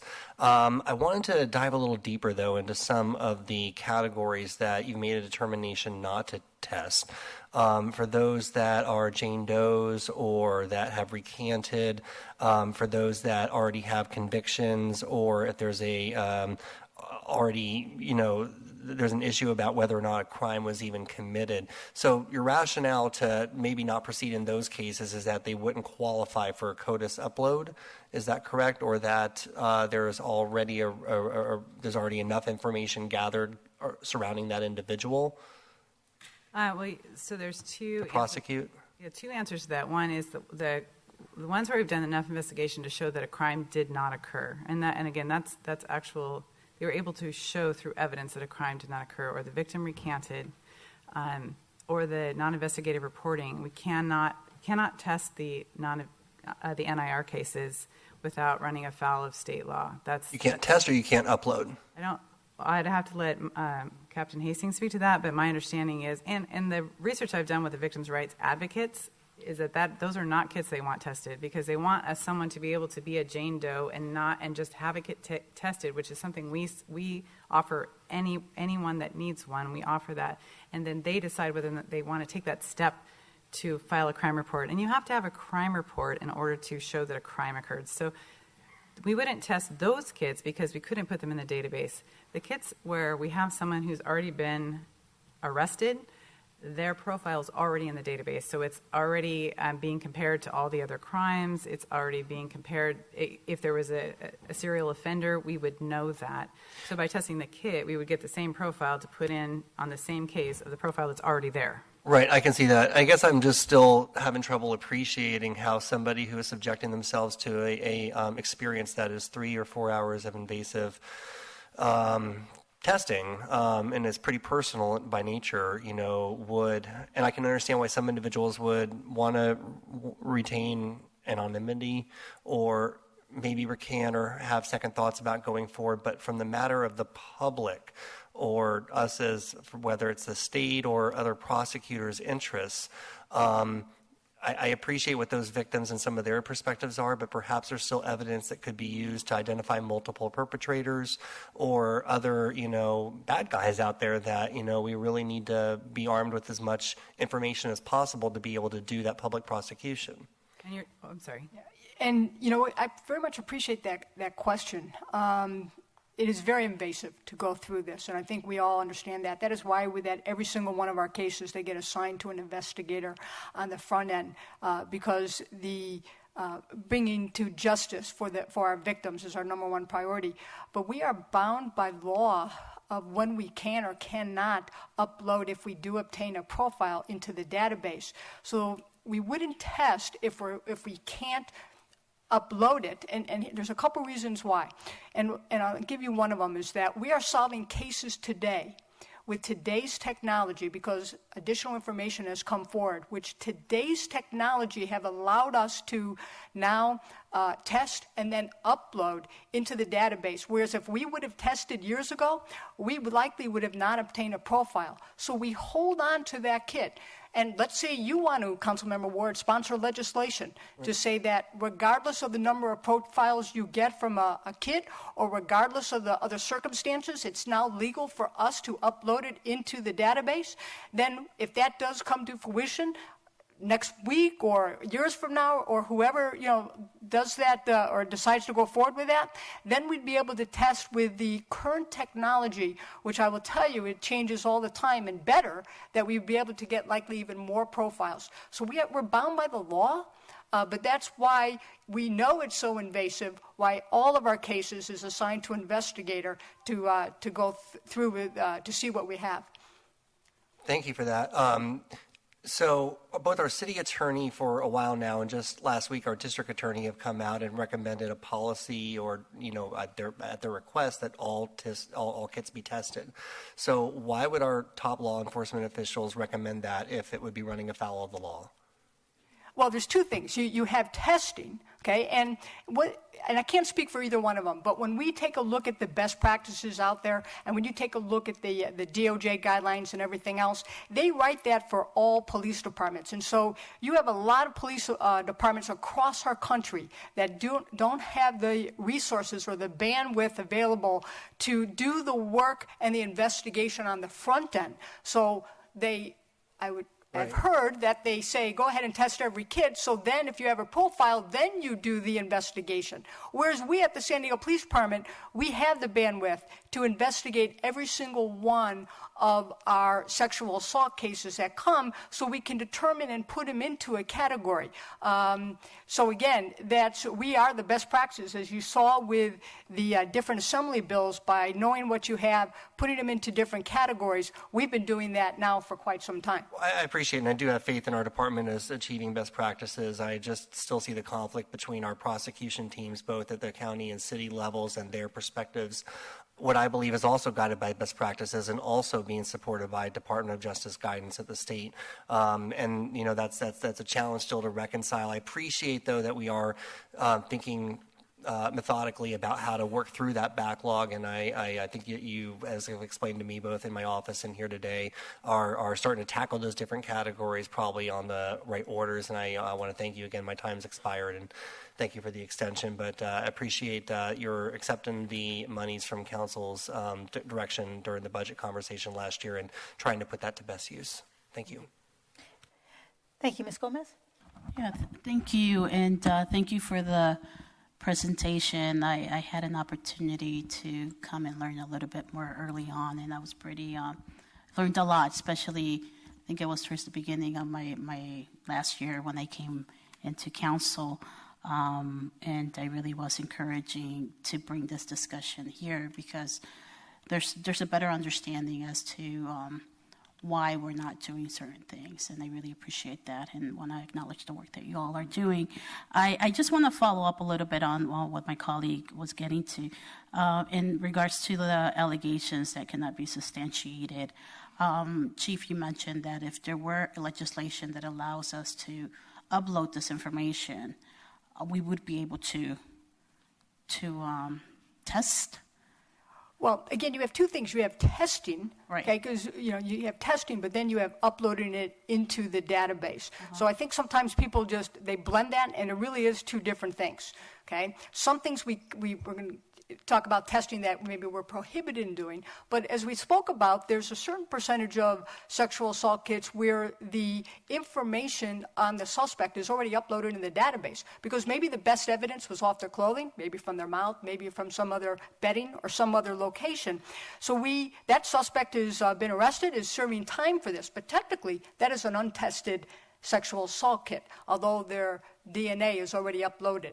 So again, if you say you want to go ahead and test, knowing that we can't upload legally, as you heard the presentation, into the database, we believe best practice is to hold on to our sexual assault kit, which we have, and if additional information comes forward or legislation changes, which now allows us, if we get a profile, to upload it, we can do it with today's technology, and which would allow us to have a better opportunity to obtain that profile. As I said, either way, if we tested today, as you heard that Los Angeles had done that, they tested it, but I would tell you there's likely thousands of those, possibly, profiles that weren't uploaded into the database, and they're sitting on a shelf. So I think people don't necessarily understand that if testing it and you still can't upload it, that profile sits on a shelf. But if we hold on to the sexual assault kit and legislation changes or we get more information, then we can test it with the current technology, which give us even a better opportunity to get a profile. Okay. Thank you for that. So I guess I hear what you're saying and I understand it, but there was mentioning that if a crime didn't occur, and I think this is related to another section, another of the codes that you have, we wouldn't test because a crime didn't occur. But wouldn't testing help us also figure out if a crime occurred or not? So, one of the things that's difficult, I think, in this conversation a little bit is that we're talking about cases that are historical, and then we have cases going forward. So the thing about the historical cases is we've had them long enough that we've been able to do investigation. So you mentioned when your first question, you mentioned allegations not substantiated. I think that's a different category than allegations are unfounded. So in some of our cases, we have been able to do enough investigation where we show through investigation and factual evidence that a crime did not occur. So when we have done that, it is not legal to put any profile you would generate from that kit into the database. Okay. So even if we tested the kit and we got a profile, that profile doesn't really mean anything until you stick it into a database and you connect cases or you connect it to a name. And since we can't do that, then we're not going to test the kit. But why wouldn't that help us validate that particular crime? One of the things to remember is that the vast majority of our cases are not stranger cases. So many of our cases, the sexual act itself is not in question. It's whether or not it was consensual. So if you can show through investigation that it was in fact a consensual act and no crime occurred, we know who the suspect is. We know who the suspect is. Any single case we have where we don't know the suspect, we have in fact tested that kit. And for the kits we have where we know who the suspect is, there's enough investigation done on the front end to show if we have a serial offender or someone who's got a rap sheet, etc. So by testing a kit and not putting it in the database, we're not giving ourselves any more information. Okay. Did that answer your question? Yeah, a little bit. Different than the allegations cannot be substantiated. There we can't tell one way or the other, and that's why we're going to have to tackle that category and look at those kits one at a time and see. That's a different category. Okay. Okay. And I just lastly, I have a couple more points. One is because this particular I guess we have tested the rape. We don't have a kit that has not been tested that we thought should be tested, right? Based upon the way our policies over the last couple decades, every kit that should have been tested, that isn't brand new, has been tested. Okay. And because of the media, that perception is not such, right? This is why we're having these discussions. And I think when I came, I said, well, it seems like we should be bringing this to public discourse because I think the understanding is not the facts. And I appreciate that we're here having this discussion, but I think this is limited. There's more education, more discourse that should occur, and I'm hopeful that perhaps we can continue the discussion outside of here, going to community meetings or such, just so we can educate people on how this process works and what really is occurring, what isn't, just because it just helps to educate people. So I don't know if there are plans to do so, and if not, perhaps we can do something down the line. I very much appreciate that comment because it is a very complicated, emotional issue, without a doubt. We have given dozens upon dozens of presentations. Whoever asks for one, we give them one. When the media wants to do a story on this, we ask them to come and sit through the presentation so they have a full understanding. We have met with journalism students from colleges, from high schools, and we talked about it at community groups. So the more information that we can talk about our methodology, that the care and the concern, as I said in my opening remarks, that homicides and sexual assaults are our highest priority. It's about the victim. It's about public safety. I think that it is correct, to continue to get this information on there, because there's so much misinformation. Right, and I think because of the level of media attention that it's gotten, I think it is our due diligence to really put the facts out there, just because it does discourage, possibly, it could lead to discouragement from possible future victims. If they're going to go through the process and they see that we're not following up with the testing, why would they want to report it, right? So if we can be more proactive on the education, I would really appreciate it. Then lastly, the working group that you're proposing, super supportive of it. Are we going to be hearing the council, meaning are we going to be hearing a report of what that working group would be coming up with? Yeah, our plan is to continue to come back here if the council wishes, to let you know our progress on what that working group, the cases that we go through. Okay, I would appreciate that.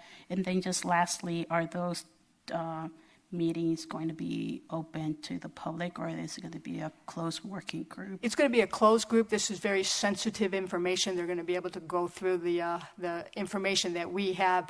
And so it's, again, we're talking about victims here, so it would be closed. Yeah. Okay. Okay, thank you. Thank you. Mr. Alvarez.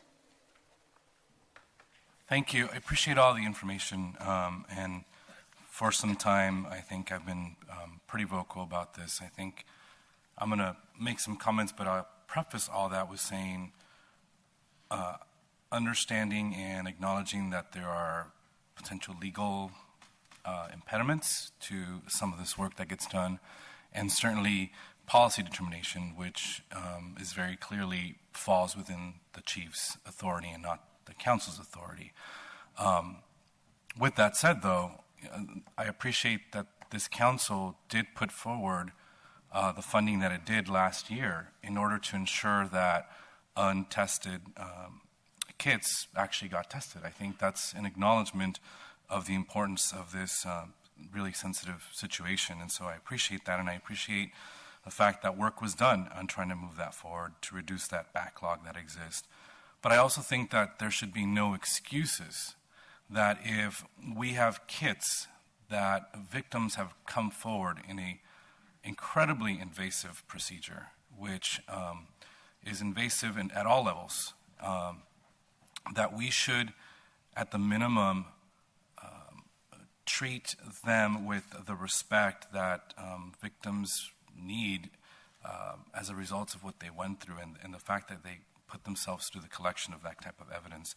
Other cities have shown the commitment to do that, and I think we should do that as well. So I think I'll just end my comments with saying that, Chief, to your department, as you go through the next several months of determining your budgetary needs, I know you're in the middle of that, I certainly expect to see a request from the department to ensure that you test the kits that, again, need to be tested, and that we reduce this backlog of untested kits, which I know the working group says 500 plus, but it's really a lot more than that. I have concerns that victims might retract themselves because of another reason unrelated to this, and perhaps we don't move forward with testing those because they might be getting intimidated or for any other number of reasons. And so I appreciate the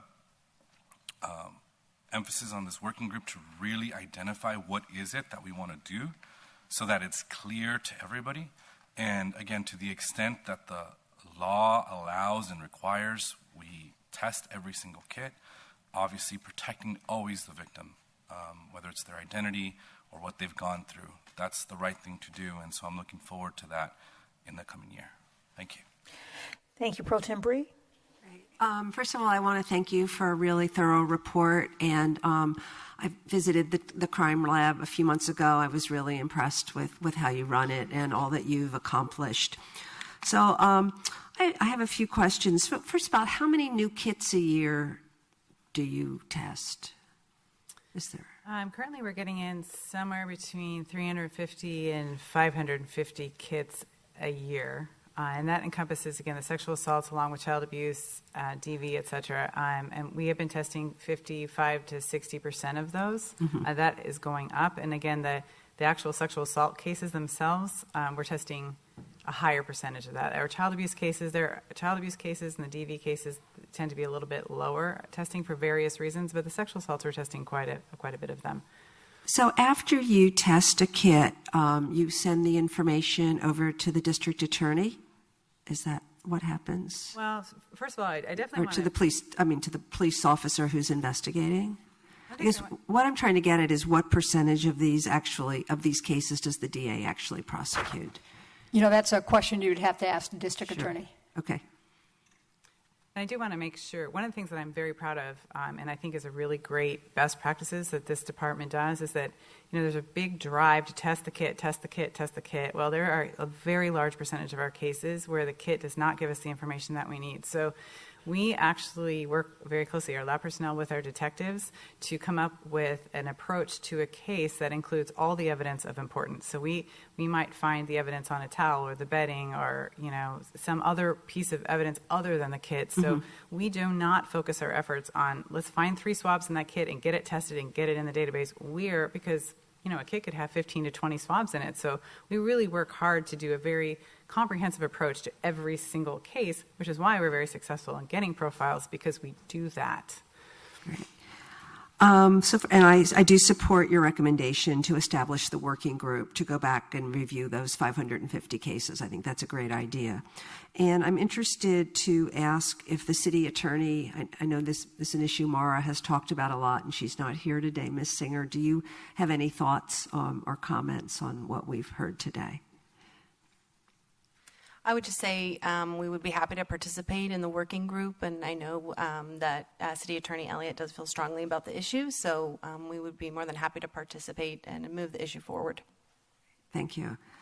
Well, thank you for the report. I look forward to, hopefully you'll come back and update us regularly on how things are going. Thank you. Mr. Sherman. Yeah, thank you, and thank you for the detailed report and the information. I know a lot of times on these very emotional issues, it's very nice to have solid data. When it comes to all the kits being coded, is San Diego different than most cities in coding these kits and those types of things? Because I know you said there was a bunch of other cities that had backlogs of things that we didn't exactly have. Are we different in that manner? I definitely believe that we are leading the industry in this area. Agencies that have gone back and done their historical backlogs have, in fact, had to do the work that we're doing, that we have been doing, but I think this puts us definitely ahead of the game, that we've actually done that inventory and coded them. And so it puts us in a really great position to go forward with the new legislation to give our information to the state, because we're already doing it. We already have processes in place. And then on the ones that you can't put info into the database, I mean, numerically, how many is that? I know there's a couple of different lines here where you can kind of throw them both in there. So, I think the ones that we actually can't, we're looking somewhere between 300 and 400, where we don't have the ability legally to put them into the database, and the ones that we feel like we already have the information in the database, so it would be duplicative. I think there's another 200, 300, 400 of those. So if we were to test those, it would pretty much sit on a shelf and just cost money for the test and not yield anything of usefulness to us. Certainly the ones that are illegal to put in, the ones where we have someone in the database already, it would duplicate the work that was in there. And I actually had laboratory directors tell me, hey, if you're going to be doing these, make sure you don't do the kits where you already have the guy in jail, because it duplicates the process. Right. And doing the kit for somebody that's already in jail wouldn't solve another crime, or it wouldn't do anything like that. It would just clarify that, okay, we have his DNA on file. If you already have the perpetrator's DNA in the database, you have accomplished what we're trying to do, which is make sure that we don't have other crimes that have occurred. And if your victim has the perpetrator arrested and in jail, I think we probably provide closure then to that victim.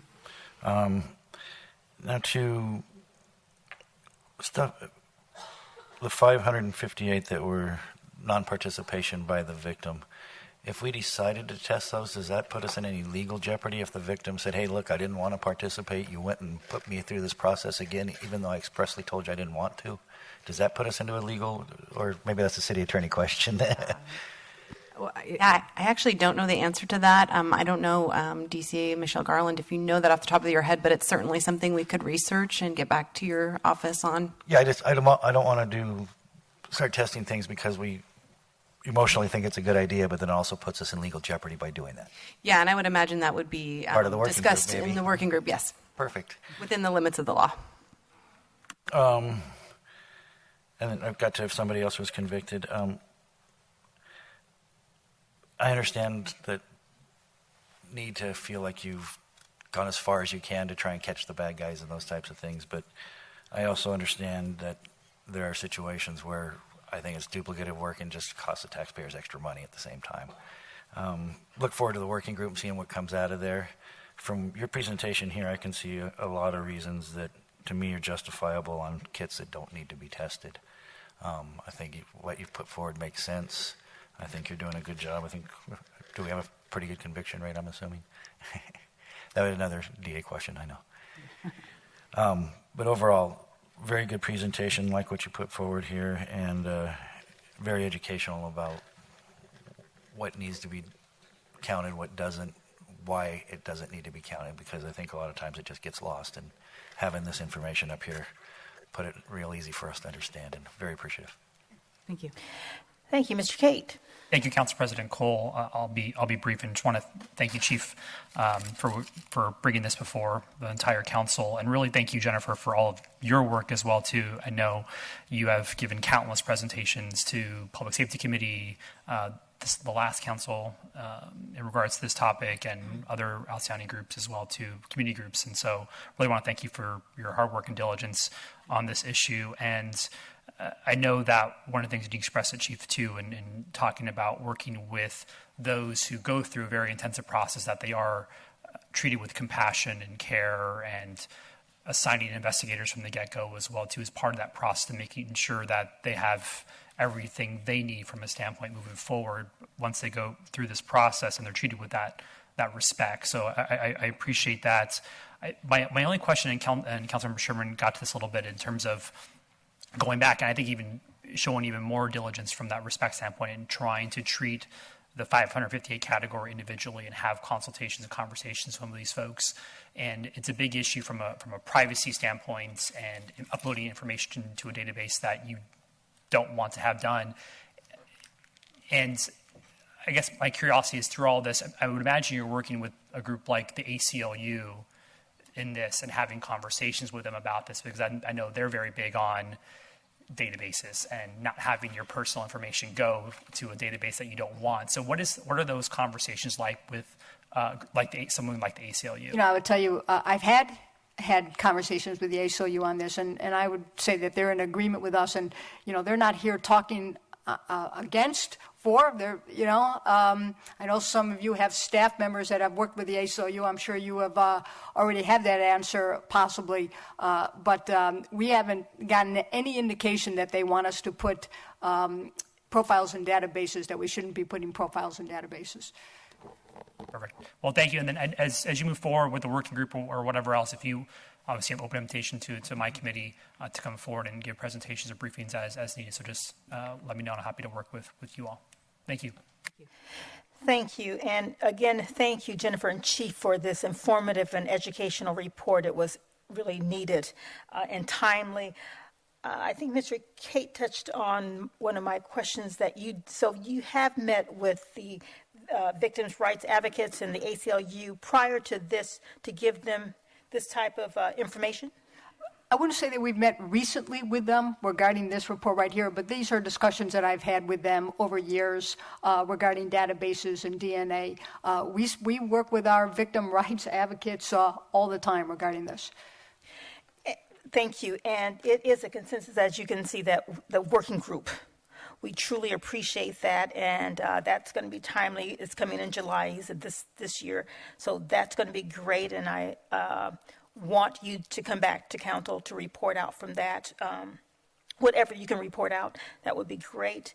And lastly, what happens to the kids that have passed the statute of limitations? Does it remain in inventory? Yeah, we still have them in inventory. That's why we have 28 plus years of them. Okay, but it just stays in inventory. Nothing can happen because it's SOL. There definitely is discussion nationwide about whether or not we should test kids that have passed the statute of limitations anyway. And there is no reason why we cannot, other than if they fall in some other category that we're talking about. And many of the categories that you saw presented have kids in those categories that are beyond the statute of limitations. So because they're beyond the statute of limitations doesn't mean we can't test them. It just means they can't be prosecuted. And again, we hold on to this because it's a piece of evidence, and we know how invasive this is and this terrible crime. As I said, it's our highest priority along with homicide. Legislation may change. Might be somebody here that may sponsor something, and it may change. And you know what? We have that sexual assault then kid in our inventory, and then at that point we would be able to upload it into the database.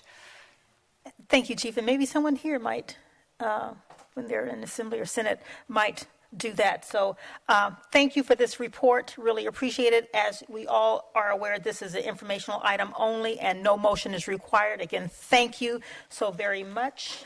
See no one else on the light. So clerk, please introduce item 332. Yes, item 332, Pure Water San Diego Proposition 1 Water Storage Investment Program Grant Application. Seth Gates, Deputy Director for Finance and Information Technology, Public Utilities Department, is listed as staff. We have no public speakers on this item.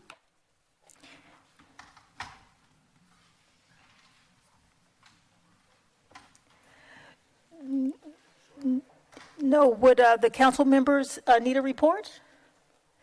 I'm seeing heads shake. No. So, no, we don't need a report. Any public comment on this? Okay, Mr. Alvarez. Yes, and just to be clear, just because we don't have a verbal report, we do have a report in the backup. And I want to thank Seth and certainly the department for all of the work moving forward with Pure Water Project. And I don't have any questions, so if there are no public speakers, I would move the requested action, staff recommendation.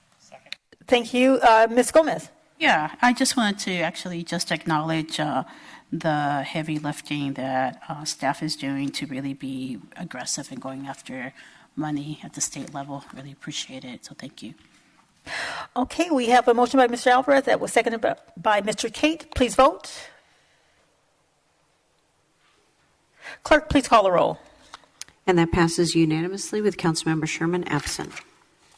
Clerk, please introduce item 333. Item 333, First Amendment to Management Services and Construction of Fully Automated Parking Garage Agreement for the Evan V. Jones Parkade. Miguel Duran, Ballpark Administrator, Real Estate Assets Department, is listed as staff. I see Sibel Thompson, Real Estate Assets Director, as well, and we have no public speakers on this item.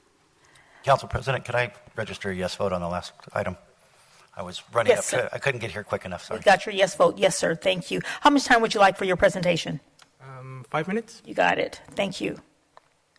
Good afternoon, Council President Cole, Council President Pro Tem Bree. My name is Miguel Duran. I'm the Ballpark Administrator with the Real Estate Assets Department.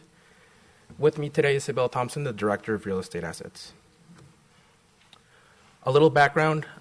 This agreement was first approved by Council February of 2016, and the amount authorized was a little bit over $1.39 million. This First Amendment to the agreement clarifies that Ace Parking has the responsibility of using its own merchant account to process all card transactions and to keep those transactions segregated from the city's data network. These are industry best practices, and they are consistent with the current CPI requirements for all city contracts. And again, I'm noting that there is no adjustment to the expense with this amendment. The current status of the project has all 3 kiosks installed. There are 2 pay-on-foot kiosks outside the elevators on street and terrace levels, and there is another one at the exit booth of the parkade. These kiosks have been tested, and they can be operational within approximately 30 days after council approval. Once they are operational, it is expected that they will streamline payment and egress for customers of the parkade. So the fiscal considerations, the current authorization from February 2016 was not to exceed $1,393,498, and the request for authorization today is exactly the same. So this amendment is required due to the increased payment responsibilities for ACE and a change in the scheduled expenditures. This agreement does not remove any of the tasks originally in the scope for ACE parking. Everything that was their responsibility when this was approved before remains their responsibility, and that includes parkade cleaning. It also does not ask any tasks other than the PCI increased responsibilities that I mentioned. Items like parkade lighting and elevator repair and upgrade continue to be the city's responsibility as they were before. And one last time, I will mention that this does not change the previously authorized not to exceed amount of $1.39 million. So the proposed action in front of you is a resolution authorizing the execution of this First Amendment, and our recommendation is to approve the proposed action. And we are available for any questions. Thank you. I see no council members on the lights. This is not noticed, but are the elevators working? We currently have 1 out of 4 elevators working. Hopefully a second will be up by the end of today. The other 2 are down. They always go down when they're waterlogged. I know we have a major musical. Yes, we do. Just saying. Yes. Okay. Thank you. So do I have a motion? We have a motion by Mr. Alvarez that was seconded by Mr. Kersey. Please vote. Clerk, please call the roll. That passes unanimously. Thank you so much. Clerk, please introduce item 336. Item 336, beach access stairways, walkways, repair, PTS 553409, site development permit and coastal development permit. This item is not subject to the mayor's veto. Golsa Soraya, Development Project Manager 2, Development Services Department is listed as staff, and there are no public speakers on this item.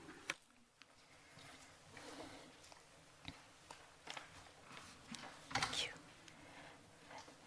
And how much time would you like for your presentation? Thank you. Please proceed.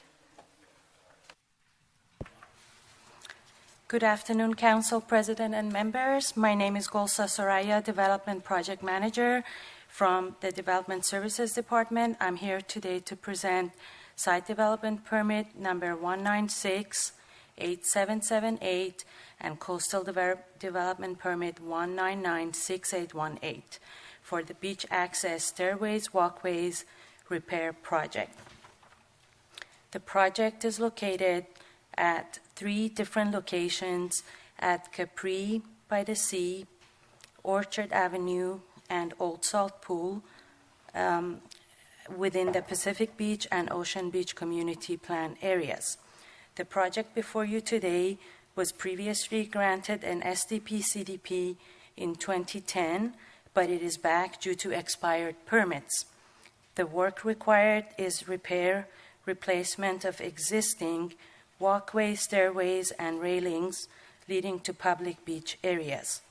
This is a City Public Works Capital Improvements project. The project proposes to repair and replace undermined walkways, broken concrete sidewalks, fill in the voids, boulder reinforcement, installing new posts and handrails going down to the beach, and replacing broken stairs due to abrasion and cracking deterioration over 40 years. The much-needed repairs will be funded with regional parks and improvement funds at a cost of approximately $285,000. The slides show location of Old Salt Pool, first slide, current pool conditions, and stairs and railings. Second location, current conditions at Capri by the Sea. And the third location, Orchard Avenue walkway, current conditions of stairs and walkways. Previously, council action was in 2010 when the SDP-CDP permits were approved with the environmental document and mitigated negative declaration, MND, number 200-405 with mitigated and monitoring program. We are seeing this again today due to expiration of previous permits, and the previous MND will be utilized. Staff recommendation is approval of site development permit and the coastal development permit. This concludes our staff report, and we do have staff from our Public Works Division if you should have any questions. Thank you. Thank you. We have no public testimony on this item. Turning to council member questions and comments, Mr. Alvarez. Thank you. This is just a stairway? They are stairways and walkways in different locations. And there are existing stairways and Existing conditions, yes. And this requires a coastal development permit? Site development permit and coastal development permit, correct. This is in the coastal overlay zone? It is in a, yes. Is this appealable to the Coastal Commission then? It is not. Okay. So this might be the end It of is it. appealable, I'm sorry, it is appealable. It is appealable. Yes. Okay. So this is still potentially months before we get final decision on moving forward. No. It'll probably be set on the Coastal Commission's consent agenda for approval, I assume. It's just stairs and a walkway, as opposed to a full hearing.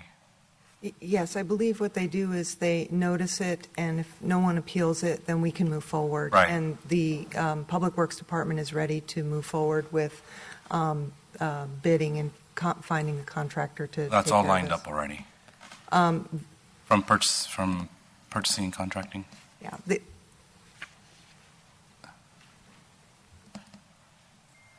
I mean, it's coastal access, so it's an important issue, so. Hi, my name is Elizabeth Schroth-Nichols. I'm the project manager with Public Works for this project, so thank you all for having us today. These are 3 locations, so 2 are a set of stairs that need to be replaced or repaired, and 1 is a walkway that needs and deterioration that needs to be repaired. And you would be ready to go as soon as final approval is received by the city? Yes, we are in negotiation currently with a jock contractor. Okay. Ready to go. We're hoping to get going in February, March. So. All right. Certainly don't want to hold you up here. I appreciate that, and thanks for the work. I will just make an editorial comment. This requires a CDP, folks. We were told that Motel 6 on Palm Avenue did not. This is a stairway compared to a whole entire building. We'll see where that goes, but thank you for your work. Thank you. Ms. App. Thank you, and thank you for those questions, Mr. Alvarez. I'm very happy to see that we are moving forward with these critical improvements, and again, hope that they can go through expeditiously with Coastal. I was going to ask for a timeline. So what is the earliest, if there's nobody, I can't imagine anybody, but you never know, protesting this or appealing it? Then it's just a matter of us getting on our side with contracting. I'm not sure about the environmental process, but as far as our contracting goes, getting a contract ready to go for the contractor, and then it's going to be about 2 months for construction till completion. But you believe it could get started in March? We hope Is that we what can you push said? it to get ready to go to March, yes. Okay. And so where I'm going is it would be great if this was done by the summer, of course, although it's been in this condition, but it is a safety hazard. And so before people start heading down to the beach again, it'd be nice to have this all fixed. So that's just a general timeline. Started in 2 months, takes about 2 months. That takes us March, April, May. Okay. The goal is to have it completed before the summertime. Okay. Great. Okay. On a separate note, here's 3 of them, but there's still another one out there, the Bermuda Beach staircase issue. You're familiar with that? Yes, that's still in the planning phase, but it will be coming my way. That's in the what, planning? Planning. Planning stage? Okay. So what I'd like is to get a meeting, if possible, an update on this project. And just, the stairwell collapsed a couple of years ago during that, I believe during those heavy rains, and it has funding, correct, for that? Okay. So I'd love to see an updated timeline and talk about an expedited finish and, how we can get to that as quickly as possible, since there is, again, no safe way to get to this little pocket beach. In fact, a constituent called again today.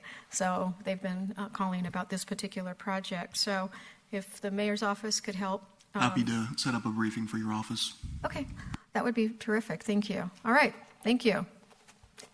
Mr. Can I Sherman. second that? I think if I didn't, I do. I got a second for you. Yes, Mr. Sherman. Great, thank you.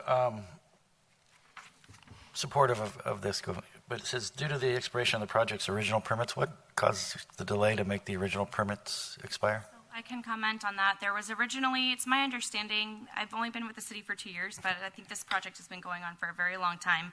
I think there were some 10 different locations along the coastline of San Diego of beach access locations that were in deterioration and need a replacement. And the decision was made a long time ago when applying for the site development and coastal development permits to treat them as separate locations. I'm not really sure the reasoning, but I think that was the decision that was made. And then over time, there was funding that was removed or put back in the project. So we had no funding on this project for a little bit of time. And because they're individual locations, the permits were not considered as utilized.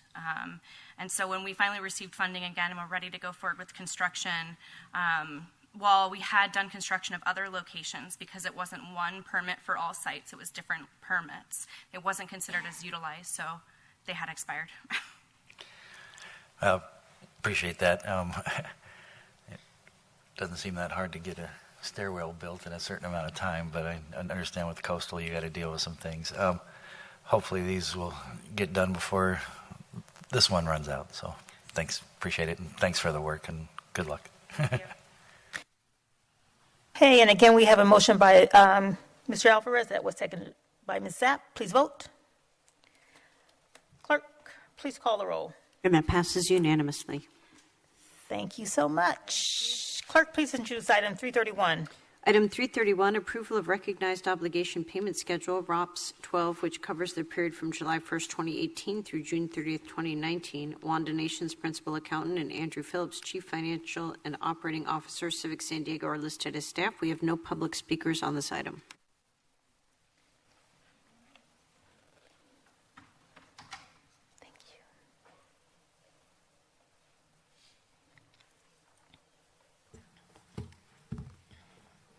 And how much time would you like for the presentation? 6 minutes, please. You got it. Thank you.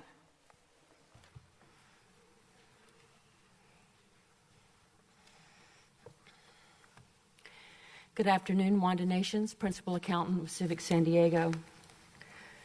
We are requesting that the Council, in its capacity as successor agency, to adopt a resolution approving the 12th ROPS and the agency's administrative budget funded through the ROPS covering the period from July 2018 to June 2019, and to authorize the mayor, CFO, or designee to take all necessary actions and appropriate to the fulfillment of the agency's obligation and with respect to the ROPS 1819 and the related administrative budget, and to authorize and direct the mayor or designee to make any necessary adjustments and add factual information to ROPS 1819, including explanatory notes to conform to the DOF's updated template, provided that the substantive content of ROPS 1819 remains substantially the same as approved by the agency.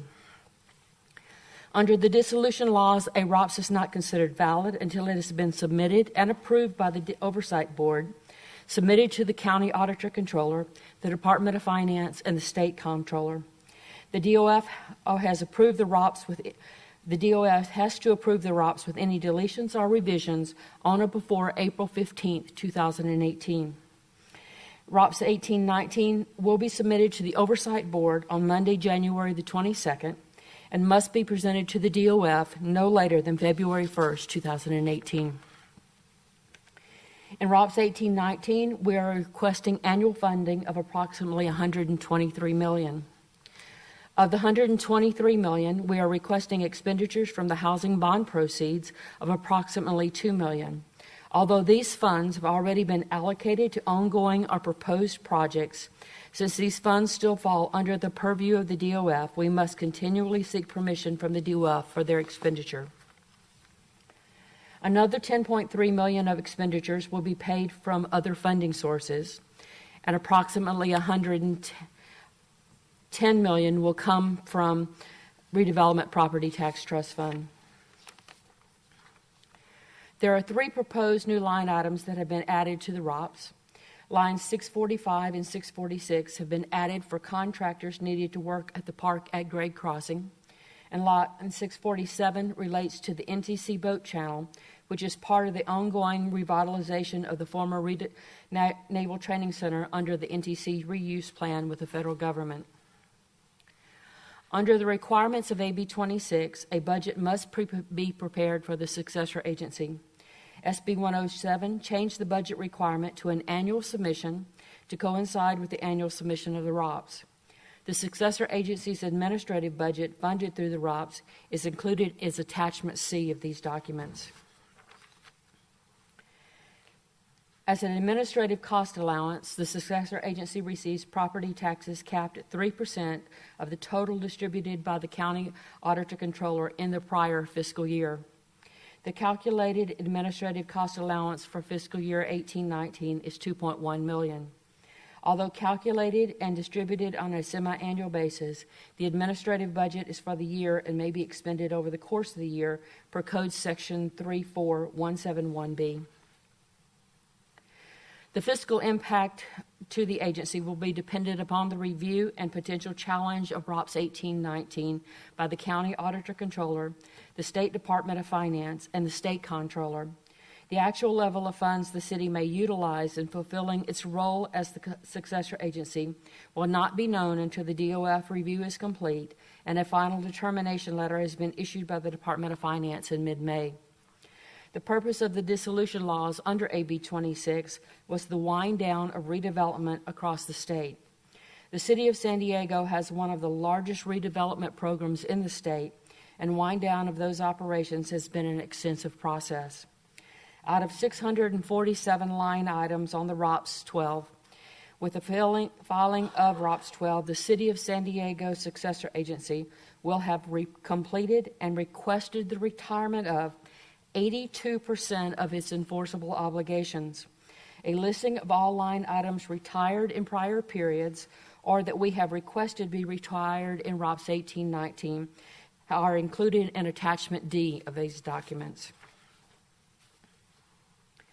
We are requesting that the Council, in its capacity as successor agency, adopt a resolution approving the 12th ROPS and the agency's administrative budget funded through the ROPS for fiscal year 18-19, and authorize the mayor, CFO, or designee to take all necessary action appropriate to fulfill the agency's statutory obligations with respect to ROPS 18-19 and the related administrative budget, and to authorize and direct the mayor or designee to make any necessary adjustments and add factual information to the ROPS, including explanatory notes to conform to the DOF's undated mandatory template, provided that the substantive content of the ROPS remains substantially the same as what you approved today.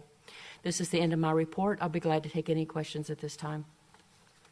Thank you. We have no public speakers on this item. Turning to council member questions and comments. Mr. Ward. Thank you, Council President. Well, I remember about a year ago, one of our first actions that we took was approving the ROPS 11, and here we are with the ROPS 12, so happy to make that trip around the sun with you. Really support a lot of the work that is going into here, and I noted, as you did, that we're starting, I think, what is the wind down phase over probably the coming decade. If 80% of our obligations have starting to come off of the books, I think that we still have a lot of work to do ahead of us. I appreciate Civic's assistance with that, and I particularly am appreciative of the addition here to the park at grade crossing. Thank you, David Graham. Thank you, Civic, for what was a multi-year effort to really work with the Padres and BNSF and federal and state authorities on a complicated but what should be a very simple design. It turned out to not be so simple when so many jurisdictions were at play here, but that additional access between East Village and Harbor Drive is going to be really important for the downtown community. So I'm happy to move this item, and we got $122 million that hopefully will be approved by the state. Thank you. Thank you. We have a motion by Mr. Ward that was seconded by Mr. Sherman. Please vote. Clerk, please call the roll. That passes unanimously. Thank you. Clerk, please introduce item S500. Item S500, Keeler Court Apartments, 1290 Keeler Court, Amendment to owner participation agreement with Community Housing Works and Keeler Court Housing Associates, LP, Southcrest neighborhood of the Southeastern Community Area. Sherry Brooks, project manager, Civic San Diego, is listed as staff, and I do have two public speakers on this item, both in favor. Thank you. How much time would you like for your presentation? 5.5 minutes. We'll give you 6. Okay. Thank you.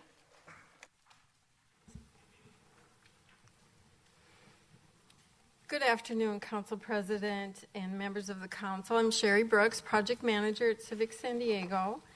The requested actions provided in the staff report and summarized here would approve the First Amendment to the Keeler Court Owner Participation Agreement with Community Housing Works, authorize the related implementation actions, authorize an additional $3 million for a total $6 million loan from bonds and the Low and Moderate Income Housing Asset Fund, and make the findings of benefit required for use of the bonds.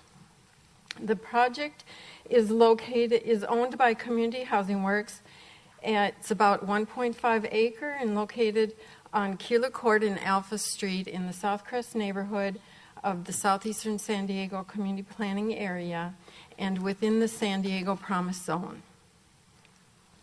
Early last year, Community Housing Works received environmental review and permit approvals from the Southeastern Community Planning Group and the city's hearing officer. In June, the City Council approved the OPA, or Owner Participation Agreement, for the provision of the $3 million affordable housing loan from excess redevelopment bonds and low-mod funds, and the developer then applied for the 9% tax credits program, but was not awarded funding.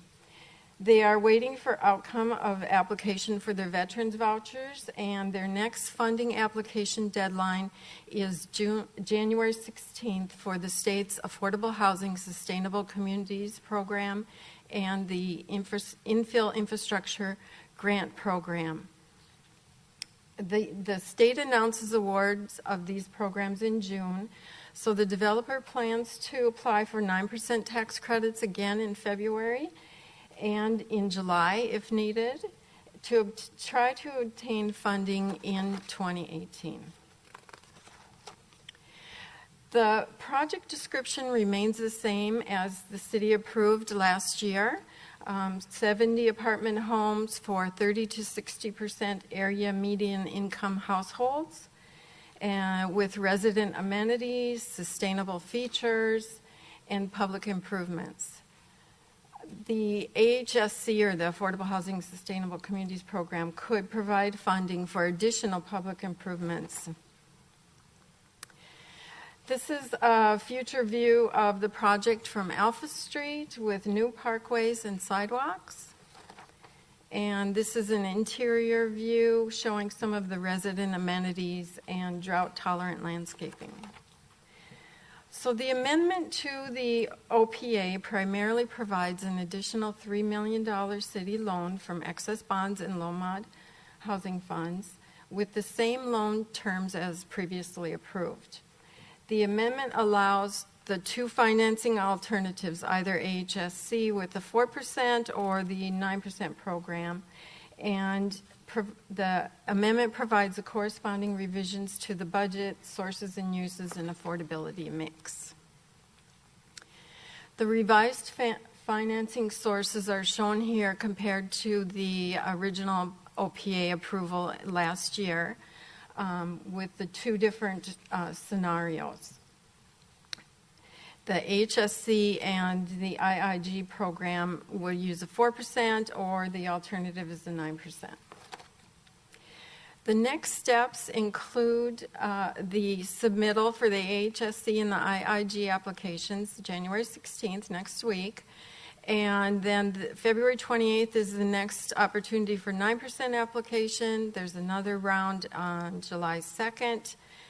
And depending on which financing is obtained, the project could begin construction as early as December and be completed in 2020. The project advances the goals and objectives of the redevelopment bonds, the city's affordable housing master plan, and the Promise Zone. It provides 70 affordable homes for 55 years and supportive housing units for veterans, encourages alternate modes with new pedestrian and bike amenities, includes sustainable features, and develops a vacant blighted site with a shovel-ready project. That concludes my presentation, and Sue Reynolds and Sylvia Martinez from the Community Housing Works are here for any questions. Thank you. We'll now take public testimony. Clerk, please proceed. Yes, Susan Reynolds is our first speaker, followed by Sylvia Martinez. You'll each have 3 minutes. Good afternoon, members of council, Council President Cole. We won't take those 3 minutes. We rise in gratitude for the amazing, very quick staff work that brings this possibility to you. This additional investment will increase the competitiveness of this community, which is going to be 71 apartments in Southcrest, and Southcrest needs that investment. The community's waiting for that investment. A special shout out not only to Sherry here, but to Christine Zorfman and of course Reese at Civic, to Council Member Gomez and Laura Gates of her staff, and to Mayor Falconer's leadership, Mike Hansen and Alejandra Gandelon, for making it possible for you to hear this, and we hope approve it. Failure is impossible, and success isn't quick, but failure is impossible. Thank you. Thank you. Sylvia Martinez, you'll have no? Then that concludes the public speakers on this item. Thank you. Turning to council member questions and comments. Ms. Gomez. Yes, thank you, and thank you to Civic for the presentation and for the commitment on in this project. Community Housing Works, thank you for investing in this community, particularly in this community, Southcrest community that it's within a boundary within 3 different districts, District 4, 9, and 8. And this is why it's one of the communities that it is part of the Promise Zone. So it's exciting to see that we are lifting up the community's quality of life. But more importantly, we're bringing units that are much needed, not only just to the community, but also just overall to the housing crisis that we're facing. I know that you've been a strong supporter of building much needed housing. So I'm more than happy to make the motion to move this item forward. And thank you once again to Civic, to Mayor, and to Community Housing Works. Thank you. Thank you. And I'm going to second that because, Ms. Gomez, I used to live on Keeler. So it's, I'm sure, I'm going to go back there just to see this project. So thank you for this. And so we have a motion by Ms. Gomez, seconded by myself. Please vote. Clerk, please call the roll. And that passes unanimously. Thank you so much. Clerk, please introduce item S501. Item S501, authorization to enter into an agreement with Hawkins, Delafield, and Wood, LLP to provide ongoing legal services to the city with respect to the Water Utility Commercial Paper Program. Brant Will, Deputy City Attorney, Office of the City Attorney, is listed as staff, and there are no public speakers on this item.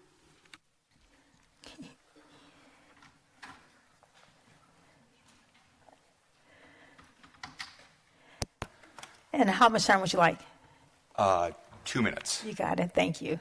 Hi, good afternoon. Brant Will, Deputy City Attorney. What we have for you today is an outside counsel retention for Nixon Peabody. I'm sorry, for Hawkins, Delafield, and Wood. And this is related to the city's water commercial paper program. As you'll recall, last year you approved the commercial paper program, and the program itself requires a certain amount of maintenance work, and so that's what we're looking for today. If approved, the resolution would authorize the retention of Hawkins to provide that sort of maintenance work.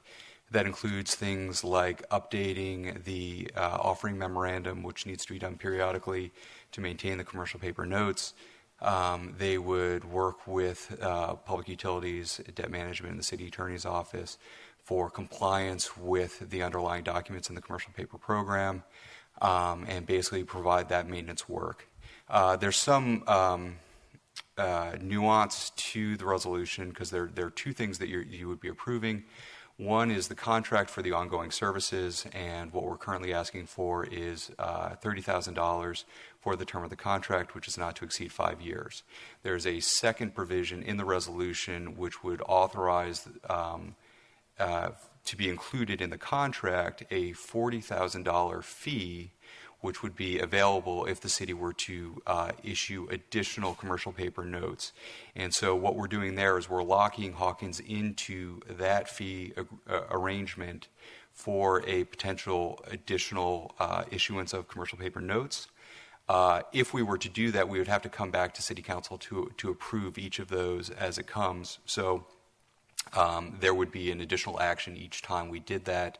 But again, this is just to lock in that fee, which is what was included in the RFP for the engagement. Happy to answer any questions. Thank you. We have no public speakers on this item. Turning to council member questions and comments, Mr. Alvarez. Thank you very much. Thanks, Brant, City Attorney Will, for the work on this. I know my staff has been talking to you specifically about Section 2. And so it's 3 lines of a paragraph. So I just want to get clarity. The way it's written now, the amount not to exceed $30,000 on ongoing legal services, is that, it reads like a cap, but then the comma in the second clause of that sentence says, provided that this amount may be increased if needed. So just trying to get clarity on that. Yeah, so what we're asking for is an authorization for $30,000 for the contract. And part of what's happening here is we don't necessarily know what these services entail. Commercial paper program was a new program when it was approved last year. And so we have not been through sort of the annual steps that we need to take to maintain the program. So we don't know how much time will be incurred. Frankly, there is sometimes a tendency where the maximum amount authorized can become the amount of the contract because the activities fill the funds available. So we wanted to limit that to $30,000 at the outset. Okay. But if it does turn out to be, say, $10,000 or $15,000 a year, wanted to save everyone's time by not having to come back to council to get an additional amount authorized. So what we had proposed is $30,000 is the amount authorized, and you would also authorize the CFO to increase that amount, assuming that there is funding available in the water utility budget. Okay. I appreciate your consciousness in that, specifically as it relates to contracts spending up to the cap, because it's there.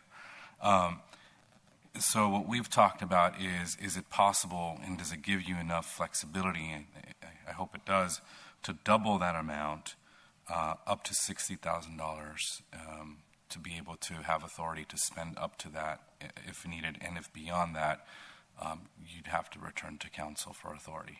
Yeah, I think that's fine. I do not expect that under any circumstances we would need more than $60,000 over the 5-year term. I think it would be good practice. So the motion would be to accept it with the additional language. We provided some to the clerk. I hope that's available and can be posted. And it just gives a $30,000 authority with an additional up to $30,000 more, so that there is a upper limit to the authority. Should more be required, it would return to council. That would be my recommended motion, and appreciate the clerk putting that up there. Thank you. So we have a motion that's on the screen by Mr. Alvarez that was seconded by Ms. Gomez. All right. Please vote. Clerk, please call the roll. And that passes unanimously. Thank you so much. All right. Does the city attorney have anything to report out from closed session? Nothing to report out. Thank you. Thank you. We do have one adjournment in memory. Councilmember Kersey. Thank you, Council President. On December 21st, the sports community and the greater community of San Diego suffered the loss of legendary sportscaster and former Padres play-by-play announcer Dick Enberg. He passed away at his La Jolla home at the age of 82. Today would have been his 83rd birthday. Born and raised in Michigan, Dick graduated from Central Michigan, where he began his broadcasting career as an undergrad. He later moved to California, doing TV work for the UCLA Bruins and radio work for the California Angels and LA Rams. As a talented broadcaster, Dick wowed sports fans across the nation through networks such as NBC, CBS, and ESPN. He announced 28 Wimbledon tournaments, 10 Super Bowls, and 8 NCAA basketball title games, including the Magic Johnson-Larry Bird showdown in 1979. But in San Diego and for Padres fans, Dick will forever be known as the iconic voice behind the microphone at Padres games. For 7 seasons, he kept us at the edge of our seats and well-informed for each game's play-by-play with his well-known signature catchphrases, touch 'em all, and oh my. His last full-time role came as the TV voice of the Padres, and he retired after the 2016 season. He's the only person to win Emmy Awards as a sportscaster, a writer, and a producer. Dick is survived by his wife, Barbara, 5 children, and 3 grandchildren. Padres chairman Ron Fowler said that the team has offered the family use of Petco Park for a celebration of life, and service information on that is pending. Godspeed, Dick. Thank you, Mr. Kersey. We will now adjourn council to the special council meeting on Thursday, January the 11th, 2018, at 6 o'clock p.m. to be held at the Balboa Theater for the Mayor's Annual State of the City Address. We are adjourned. Thank you.